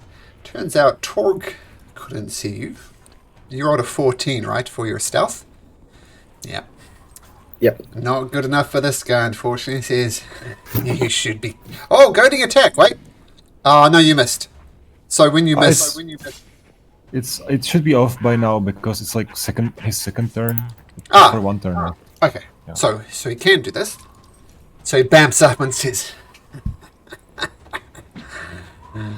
"Time to die, little elf girl." And he swings once, twice, rolls a 24 and a 20, which will both hit. The first does 18 points of damage. And the second one... How much is gold? Oh, that's a good point. So 30... Oh, I know what you're talking about, and I'll just give you the total damage, okay? Okay. So with the 2 hits, it does 24 points of damage. Oh, is that right? 24 points of damage. Oh, wait. Plus 5. 1 second. This is worded oddly.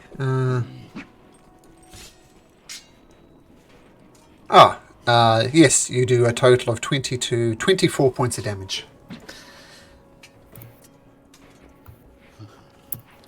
Okay, which you survived just. Mm-hmm. And then he's gonna jump out of the tree. Its turn? Nope. Oh. It's not. I'm going to give him an athletics check to get down the tree. And he scampers down the tree. You can have an attack of opportunity if you want.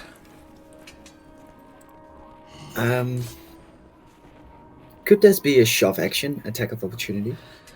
I basically just want to give him a kick to make him fall out of the tree instead of hurt him. That is a good question. Look up the exact wording of attack of opportunity. I think it's only a melee attack. So here is the exact...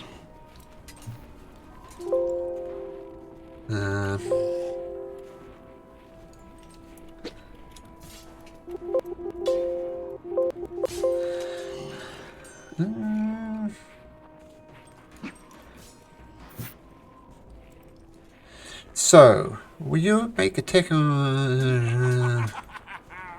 make one melee attack? I don't think this is considered a melee attack. But you can still try and stab him if you like. Well, I'm only holding my bow, so stabbing is not really an option. You could slam him with your bow if you like. Yeah, is that just... Straight attack. Don't know if you've got a melee weapon equipped, just roll with that.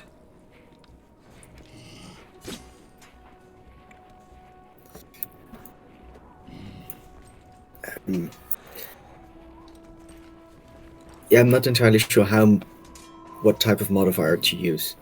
Well, just roll a d20 to start with, and we'll, if it's within Kui, we'll do it. Oh! Yeah. Okay, so you whack him hard with your bow, and it clunks into him. I'm going to give him another athletics check to see if he doesn't fall down, because that was a good move. One of those.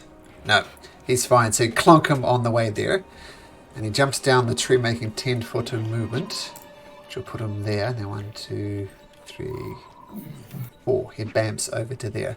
Stax, make me a perception check. Okay, thank you. Stanley, where's Stanley? He's going to attack your mummy friend. Swing hard at the mummy with a scimitar. Die, you foul beast! He's too freaked out. Sword goes wide. Mummy just sways out the way. No problem. Theodore. Did I do any damage, by the way? Yeah, 2 points of damage. You do 1 point of damage normally, but 2 points of damage. So you did clock him. Yep. Woo. 2 points of damage. Theodore. Yes. Action disengage. Okay. And I'll join Stacks over here. And then I'll, as a bonus action, cast Shield of Fate on Garrosh. Okay, so firstly that's concentration, if I'm not mistaken. Yeah, I already marked it. And that's a +2 to his AC, right? Yes. Okay, so keep that in mind, Garrosh. Yep, I added it. Shield got on you. Okay, so whoosh. Theodore cast it. So +2 to your AC. Knuckles. Snuggles is... sorry. Snuggles, I can yep. put him in initiative, right? Yeah, I'll give him a roll of 12. 12.10, because somebody else isn't on 12 as well. But if he's 12, he's going to act directly after you. Let's see how it works. But Knuckles is 12.01. See? Oh, He my needs goodness. like a 0.2 extra initiative. Sorry, 0.02. I know what you meant. There you go. So that was Theodore. Okay, Snuggles. There we go. Won't forget now.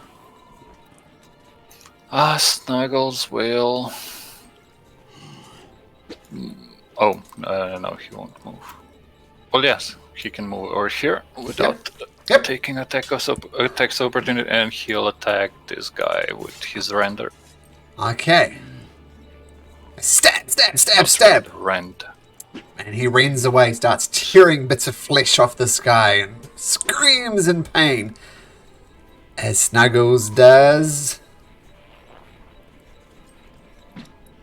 It's 14. Yeah, 14 hits. 14 hits. Okay.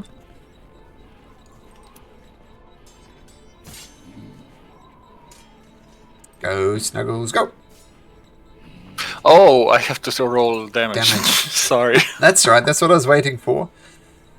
So for 12 points of damage, So you see Snuggles climb up on this guy and just start ripping into him with his arms and his claws and slashing. The guy is just screaming, and Snuggles literally shreds this guy to death.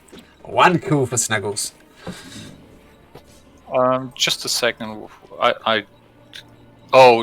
Sorry, it was 10 damage. The +2 is for the right. critical. He's like, and he almost goes down, but doesn't quite. But he's in an absolute mess. You're right, that was 2 for the force. Maybe you know what the guy's hit points are. So that was Snuggles. Let's get this initiative order right again. Okay.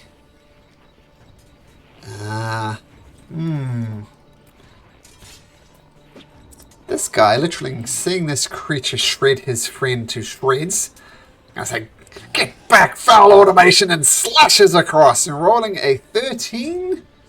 But it 15 AC. bounces harmlessly off Snuggles' armor. Snuggles doesn't dodge it, it just clanks off his armor, and he goes, curses! Torga is going to take a step towards Garrosh. Why won't you die, half-orc? And so you're functionally 19 at the moment. She slashes at you once with a scimitar. Misses with the first. Hits with the second. Take this! 7 points of slashing damage. I use riposte if she missed the first one. She did. So I used riposte to counterattack. Okay.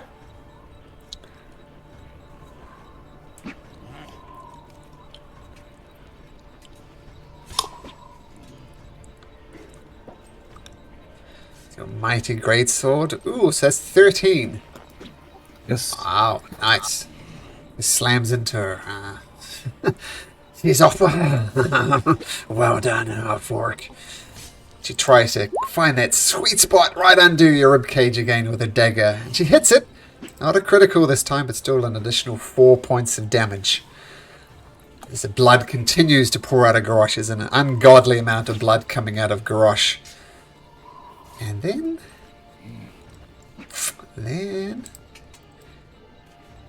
she is going to step away. Is she going to step away? She saw... no, she's not going to step away. Shrubby! Shrubby is going to take the help action on... let's see. I think this guy. Okay. So advantage on whoever's attacking this guy. Why don't you explain to me how Shrubby helps? What does Shrubby do? I think he's gonna just stand around and start jumping. Hey, look at me, I'm Shrubby. Look at my ribbons. The guy goes, what the hell? You're a tree! And he's distracted. This guy is not, though. And...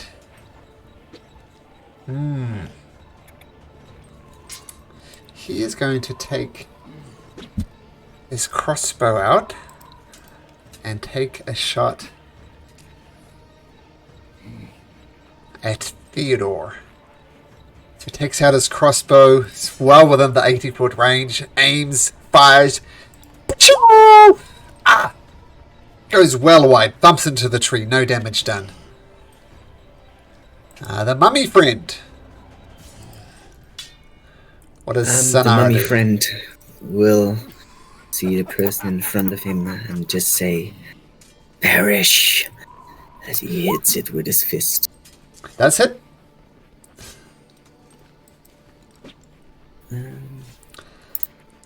Click on Rotting Fist for the damage. Yeah, that's just the attack. If you click on the word Rotting Fist, like over in the chat, like not on his character sheet. There. Yeah.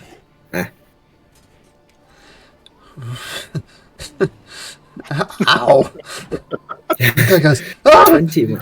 no, you're ungodly, no! And he falls to the ground.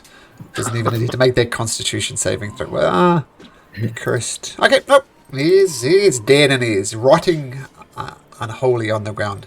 Now, technically he still And has you his... walk over here and speak to Sephek. You're next. He gives him the dreadful glare. Wisdom saving throw. Uh-huh.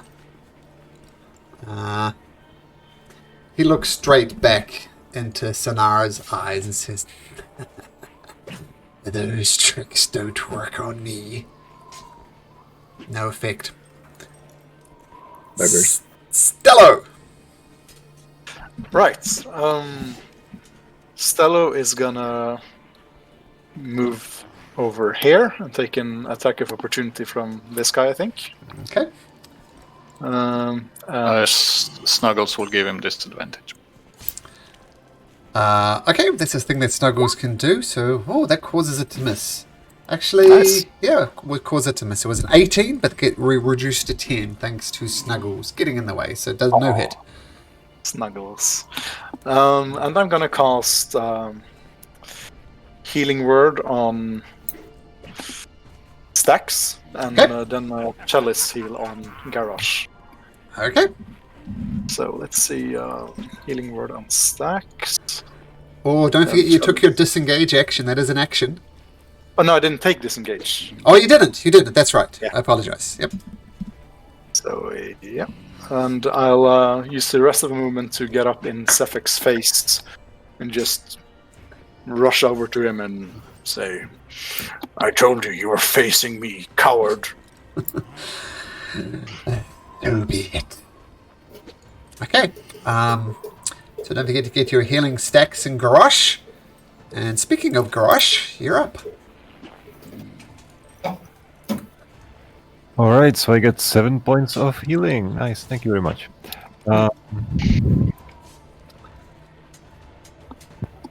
Do we want to kill them? I guess we do. They are attacking us. But I really don't like this Sephek guy. I attack the lady next to me. Okay. That'll be Torga. Okay, you swing once with your blade. Oh, and she ducks underneath it. You'll have to do better than that.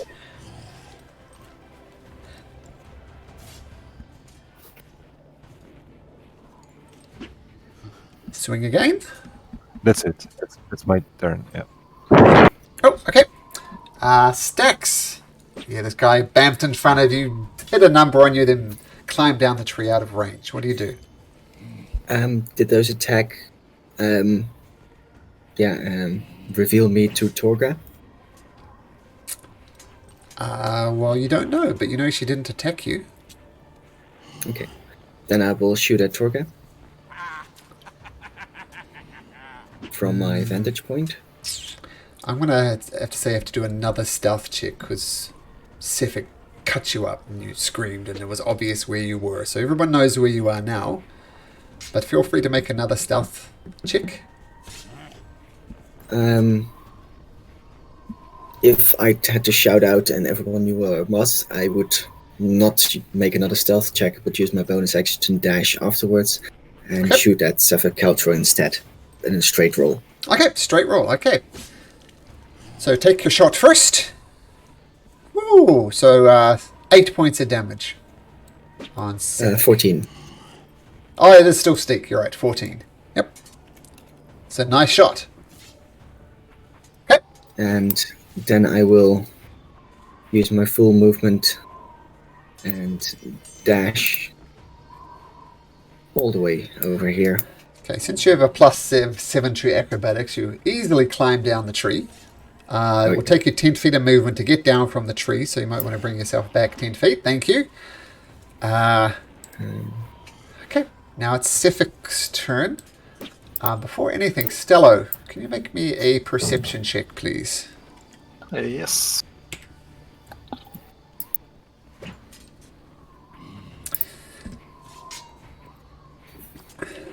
Okay, just going to whisper something to you, Stello.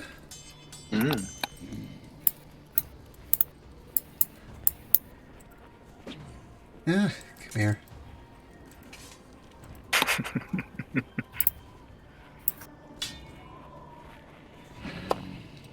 Okay. Sephek says, you want to fight? You'll get a fight, Goliath. And he swings his ice longsword, whoosh, cuts across you, rolls a 15. But the That's a miss. shield from Theodore saves you, and it clanks off the ungodless shield spell. Shield of Faith. He says, Oh, it's on Garrosh. oh, it's on But I Garrosh. got, but I got 17 AC. You're right. So 15 misses regardless.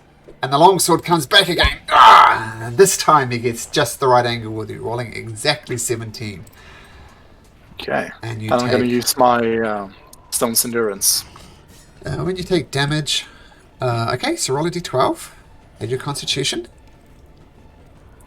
12. So you take... And also have resistance to cold, if that calculates into the damage. Okay, how should we do this then? So there's 12 points off. Okay, so I'm going to say you take a total of 3 points of damage. Reduced from 17. So, you're, yep, so, okay, good. So, you strike off the worst of it. Dodge out the way. Is that supposed to be cold, little man? You will keep any bamps away. 1, 2, 3, 4, 5, 6. And then comes over here and ducks down behind one of these carts. Did he disengage or did Nope. Stalo get attacked? Nope. He misty stepped. He banked from here and Wow. appeared over here. So that's how he got up to Stax before. He misty stepped right next to Stax. Now he misty stepped again. I thought he walked because you moved him slowly this time. Earlier I figured it was Misty Step, yeah. That was me just counting steps. And this guy who got completely shredded by Snuggles. Get off me, creature! Ah! And once again, he swings and it clanks off Snuggles' armor, no damage done. Stanley? Stanley is dead. Poor old Stanley. Theodore, you're up. Still concentrating on the Shield of Faith. I will Torn Whip this guy because I have advantage on him. Ah, you do. Okay.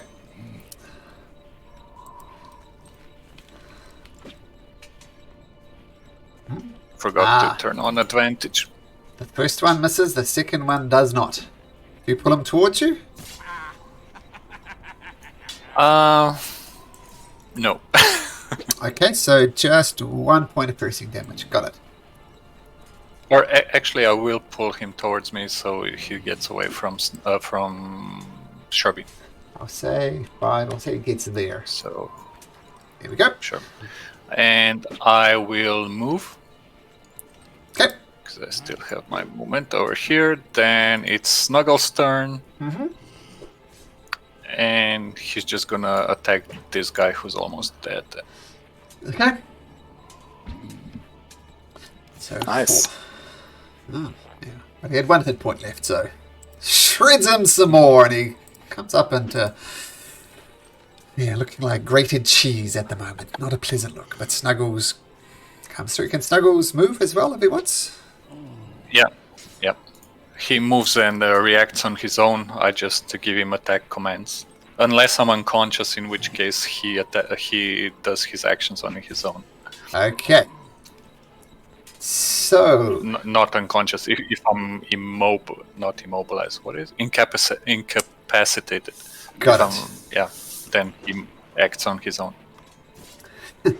this thug comes over and says, "You will not defeat Torgor or Sepko.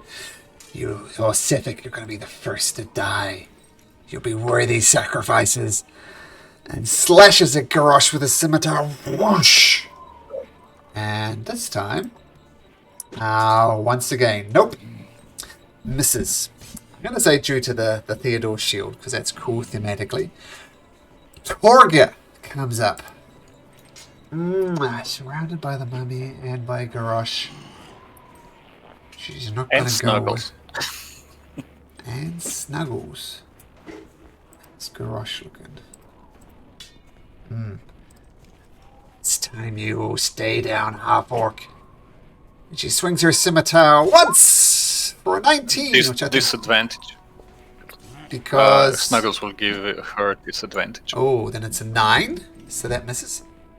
Yes, Snuggles. This is a reaction, I assume, for Snuggles? Yes. Okay, so it deflects attack, so Snuggles gets its little stinger in the way and deflects the blow. She says, I'll get you this time. Swings again with a scimitar. This time, no stopping it. Connects. Ooh, only 4 points of damage. A terrible roll. But she says, I know your weak spot, half-orc. Sticks her dagger in your side. Hits again with a dagger for another 4 points of piercing damage. She says, why won't you stay down? Shrubby. Shrubby is gonna continue waddling up to the next bandit, or the bandit that tried to distract earlier, and try to kick it with using help action and flavor it as just Cool. headbutting it in the legs. But, Stop that shrub. Get off me. I assume it was that one? yeah, Okay, so... and it'll be next to it, so. Okay. Well, you can move the token, I believe. No, I don't have. Can't? I can see his sheet, but I can't move him. Yeah. Okay, you will be in just a second. There you go. Try moving it now. No, I can see his health, but I can't click on his token.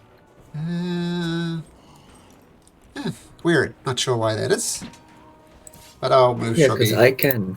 Yeah, you can just move him. Oh, there we go. He's in the right space. So Shrubby starts headbutting with its trunk, annoying the crap out of the person. Benny is going to survey the field. I'll go for the one casting magic again and healing up people. Takes a shot at Theodore. Goes back, fires with his hand light crossbow. Doc! Misses. Theodore dodges out the way easily. Sanar. That would be you, Stax. Oh, sorry. Sonar whispers to the lady in front of her. So you wish to die for someone else? Death isn't so pleasant. Hits. So 17 points of damage. Okay. A dreadful glare as well. Can he see Sephek from his vantage point? From his point? Yep.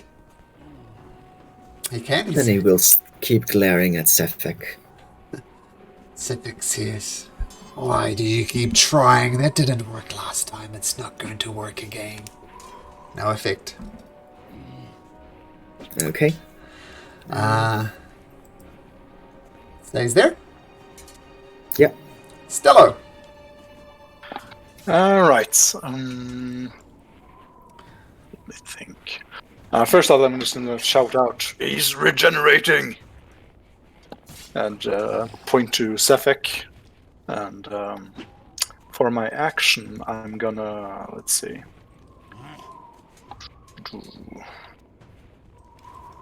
Can I see Sephek from his You can. hiding point? He does have cover. I'm say half cover, so he's got a +2 to his AC. So you can definitely see him. Can I get ignore his cover if I stand around, let's see, 5, 10, 15, 20, 25, 30 over here? Yes. In that case, I'll use Guiding Bolt on Sephek. Ooh, nasty. So 21. That will hit. Yep. And advantage on the next attack against him. What color? That's what, my turn. what color does he glow? Vibrant pink. Vibrant pink. This is the closest I have to pink. Rub it in. And it takes 11 radiant. Got it. Okay. Garrosh. Turn around and I attack the guy behind me with my great sword. Okay. You mean the dwarf? Oh, that guy. Okay, yep. So with advantage. Shrubby headbutts him on the leg. Get off me, Shrub! Get off me! So 23 hits, 10 slashing, and I can't remember why, but the thorn whip gave him 1 point of damage. Would leave him with 10 left, and thanks to the distraction by Shrubby, he goes, get off me! And you find just the right angle to take him down, Garrosh, and it falls to the ground. Yeah. Yes. Go, Shrubby, go! Well played, Shrubby. I'm done. Stacks. Stacks all of a sudden sees a glowing pink point in the distance, and she will climb this tree and try to shoot at the head of that glowing light. Because you're at your longbow now, right? Yeah. And that's well within longbow range. So, yep, straight roll, roll at advantage. Yeah. 22 hits, so 16 points of damage. Slams into me, still standing, but he's starting to look a little rough. And then with my bonus action, I'll try to hide in this tree. Okay, make your stealth check. 14, got it. Rolling with shit for the stealth checks. Almost cost you your life as well. Yeah. Okay, Sephek says, maybe I underestimated you guys. He jumps out from behind here, rushes forward toward Theodore. You were quiet, but you were causing me quite the problem. How long does the guiding bolt advantage last? Is it just one? I think, yeah, just the one attack. Just the one attack. Okay, so he stops glowing pink. And he's gonna say, No, with your AC 16, he swipes once, hits, swipes again, hits again. So 2 hits on Theodore with this ice long sword, doing 10 plus 9, 19 points of damage. And you need to make me 2 concentration checks. Total of 19 damage. 19 damage, yep.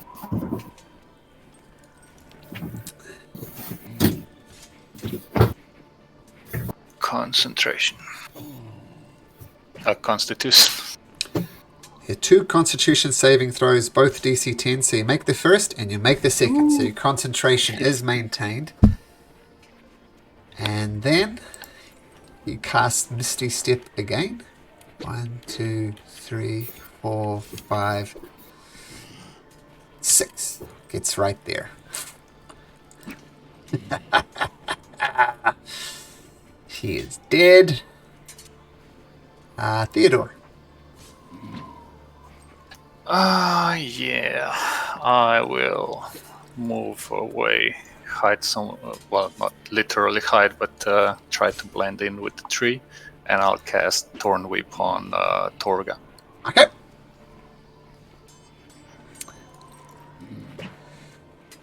Pull her onto the Snuggles stinger. Does hit. Alright, 6 damage. Yep. You can't. I'm going to say you can't pull it towards you because there's literally a Snuggles in the way. Yeah, I wasn't going to. Oh, okay. Well, that's your turn, Theodore.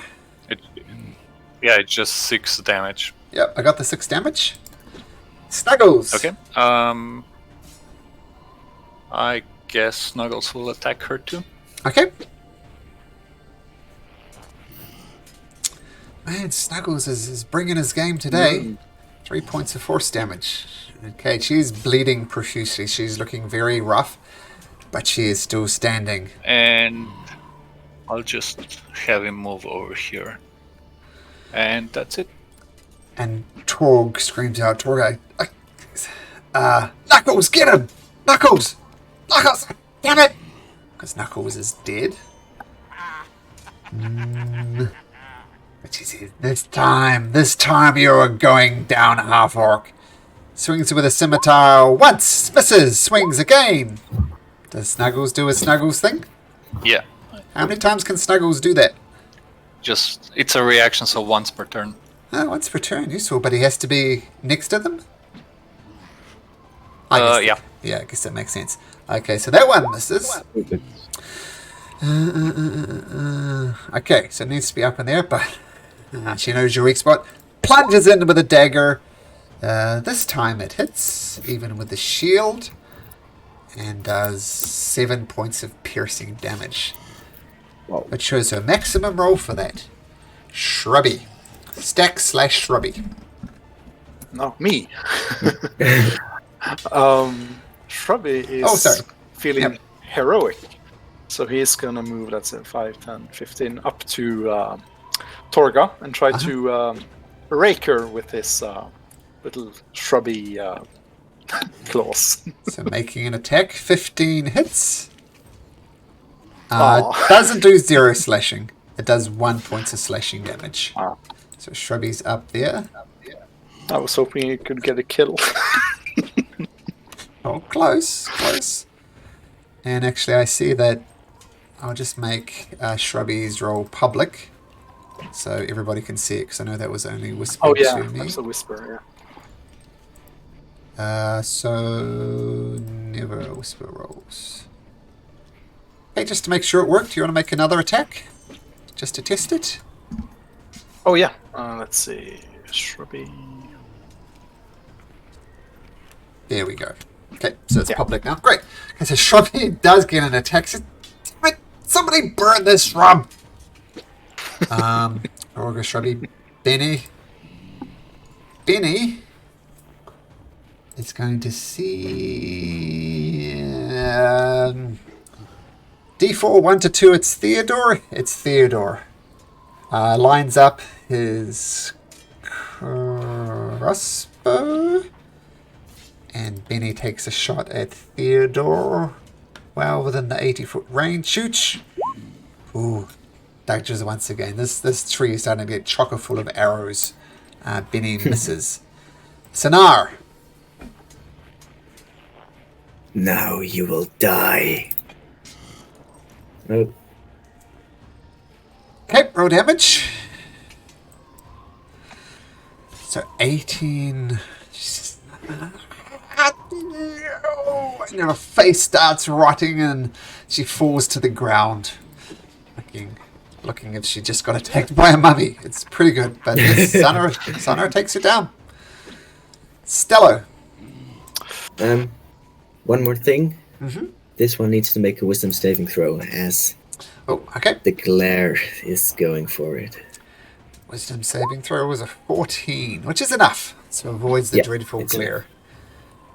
I'm going to say he pulls up the scarf over his eyes and pulls it back down again, avoiding the glare. Stello! Right, Stello is gonna cast Healing Word on Theodore and Chalice Heal on No. Garrosh. Leave me alone. Oh yeah, I see what you're doing. Okay. Right. Are you within range for those things? In that case, I'll Theodore move is just 30 feet away. Yep, so definitely from there. Yep. there. Yes, let's see. That's 5, 10, 15 movements. Healing Word, Chalice Form. So There you that's 7 to Theodore and 8 to Garrosh. Is that right? Yes. Okay. I give him a thumbs up. I wink at them, and then I move 20, 25, 30 as I rush after Sephek Kaltro. You're not getting away, murderer. And Garrosh, you are surrounded by dead foes. That's what I like usually. So, do I get to this guy? It's actually across like some dead bodies and crates and stuff. I'm going to say make me an athletics or acrobatics check, DC 12, we'll say. If you get it, if you make that check, then you'll get there successfully. DC 12. Okay, no problem. Yep, get right up next to Sephek, dodge over crates, do a forward roll, jumping over the fire, get right up in his face, and... Chop him up with my greatsword, of course. Okay. Ooh, 19 does hit. Yay. And you strike him and he says, almost friend, but not quite. Still standing, but he looks very rough. Me too. Dex. Well, I'll shoot him, and I believe it's a straight roll. Yep, but it will be sneak attack damage if you get it. Ooh, nice. Stax, the wonderful wood elf you are.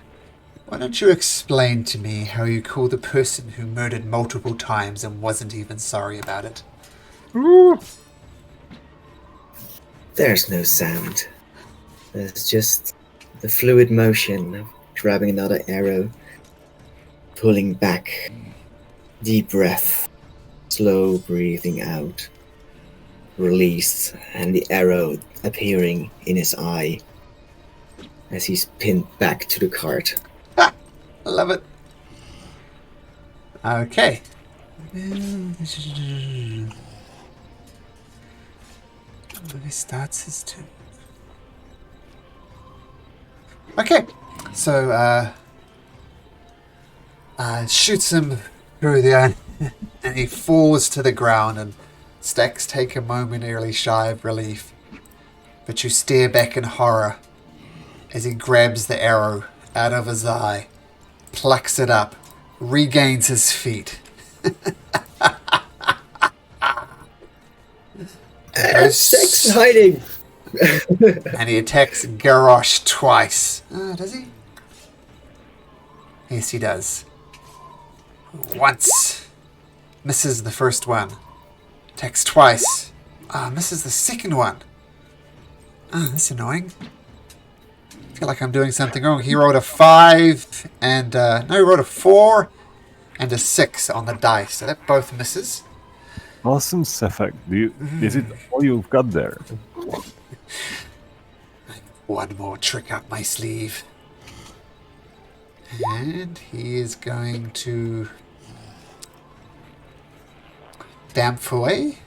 1, 2, 3, 4, 5, 6.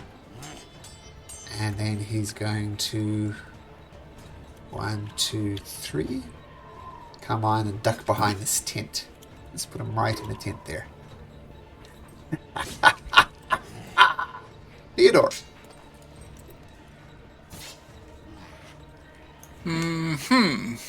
I'm going to move closer to him.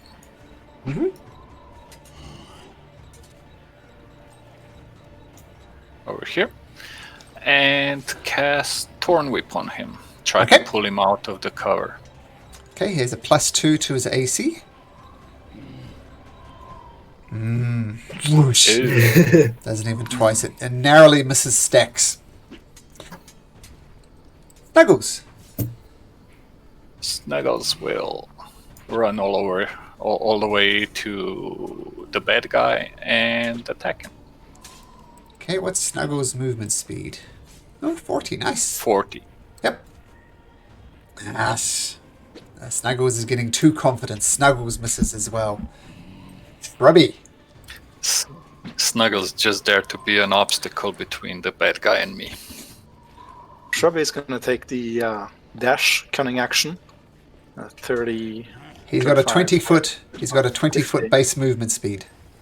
So it's it's got 50 movements. No, 20. So he's got 40 movement if he wants to take the dash action. Oh, okay. 40. So here and here. That's right. Yeah. And 5, 30 over here next to Stanley. Okay. It's gonna waddle over hastily. Okay, Benny looks around, sees Torga dead, sees Sephek on his last thing, and he says, "To hell with this." Dashes away over there. Sinar. which would be Stax. Sorry, I was quickly typing something. Sanar sees that one running away. Well, let him leave. And he turns to the right, sees Sephek and punches him straight into the gut. Ugh! Hopefully.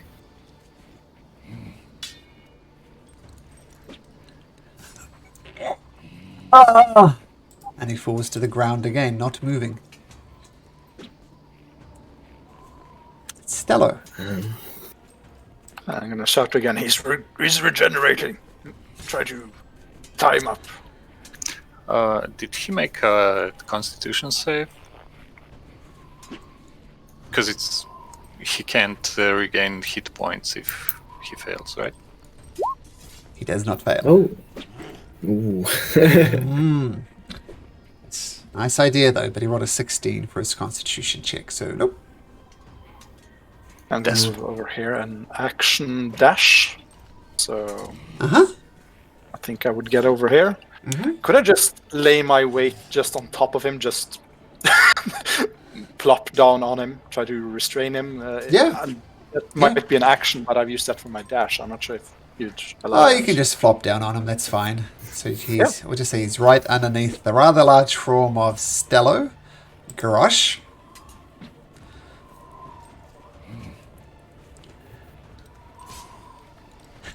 Okay, I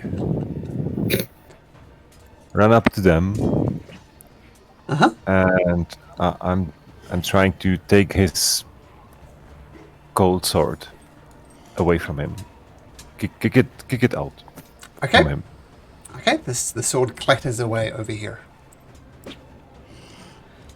That would be your action, though. And yep, it's fine. I'll just stay there. Stax.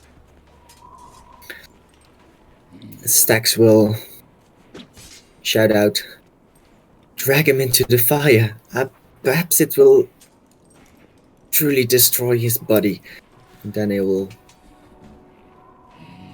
move forward.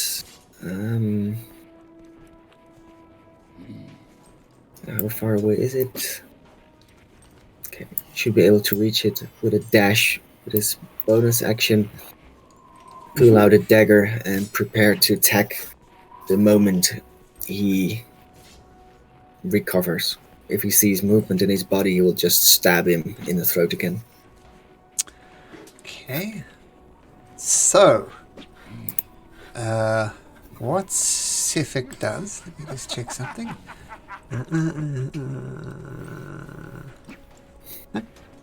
Sephek does not move.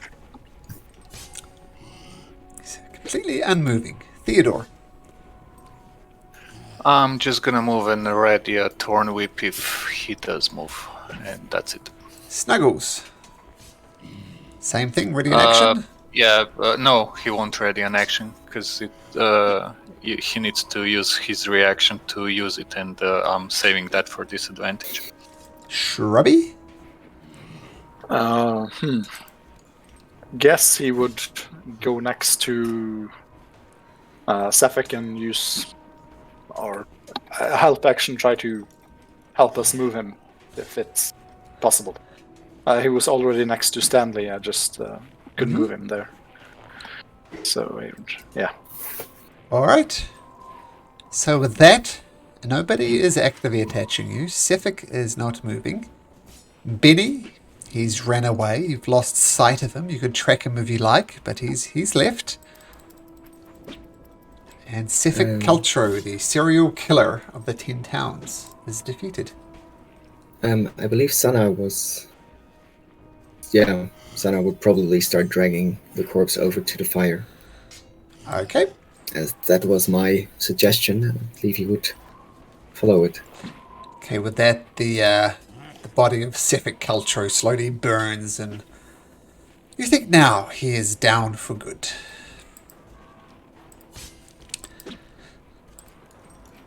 Okay, and as we're almost out of time, I'll let you know what you find. The ice sword that Sephek was wielding is melts. It is no longer useful. So, what we'll do, I'll tell you what you find on them.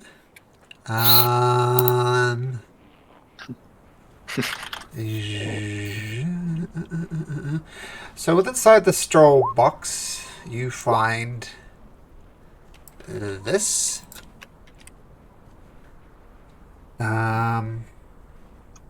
And that's it.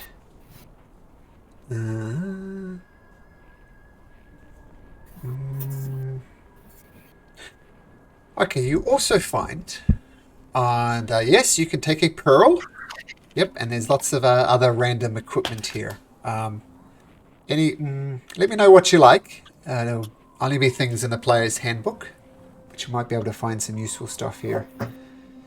You do also find on one of these sleds, underneath the cover, is a body of a half elf.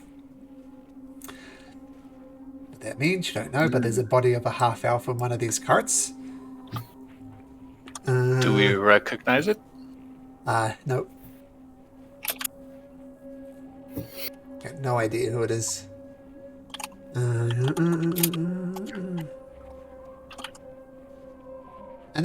that's all you find. And we find 18 sled dogs. You do. Attached to sleds. Hey, free sleds. I'll let you know what you want to do with those. Keep in mind that the ice beak is by far the superior travel method.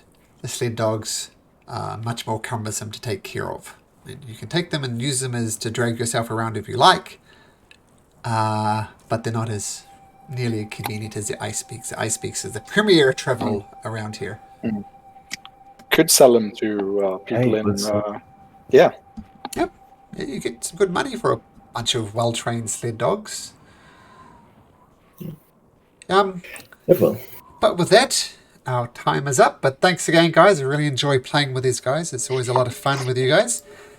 But I gotta Thank you go for choose. Got to choose Yeah. some random kids now and take them home. Hopefully they match my kids. Alright, guys. one way to find out. Okay, we'll see you next week. Take care. Bye bye. See you guys. So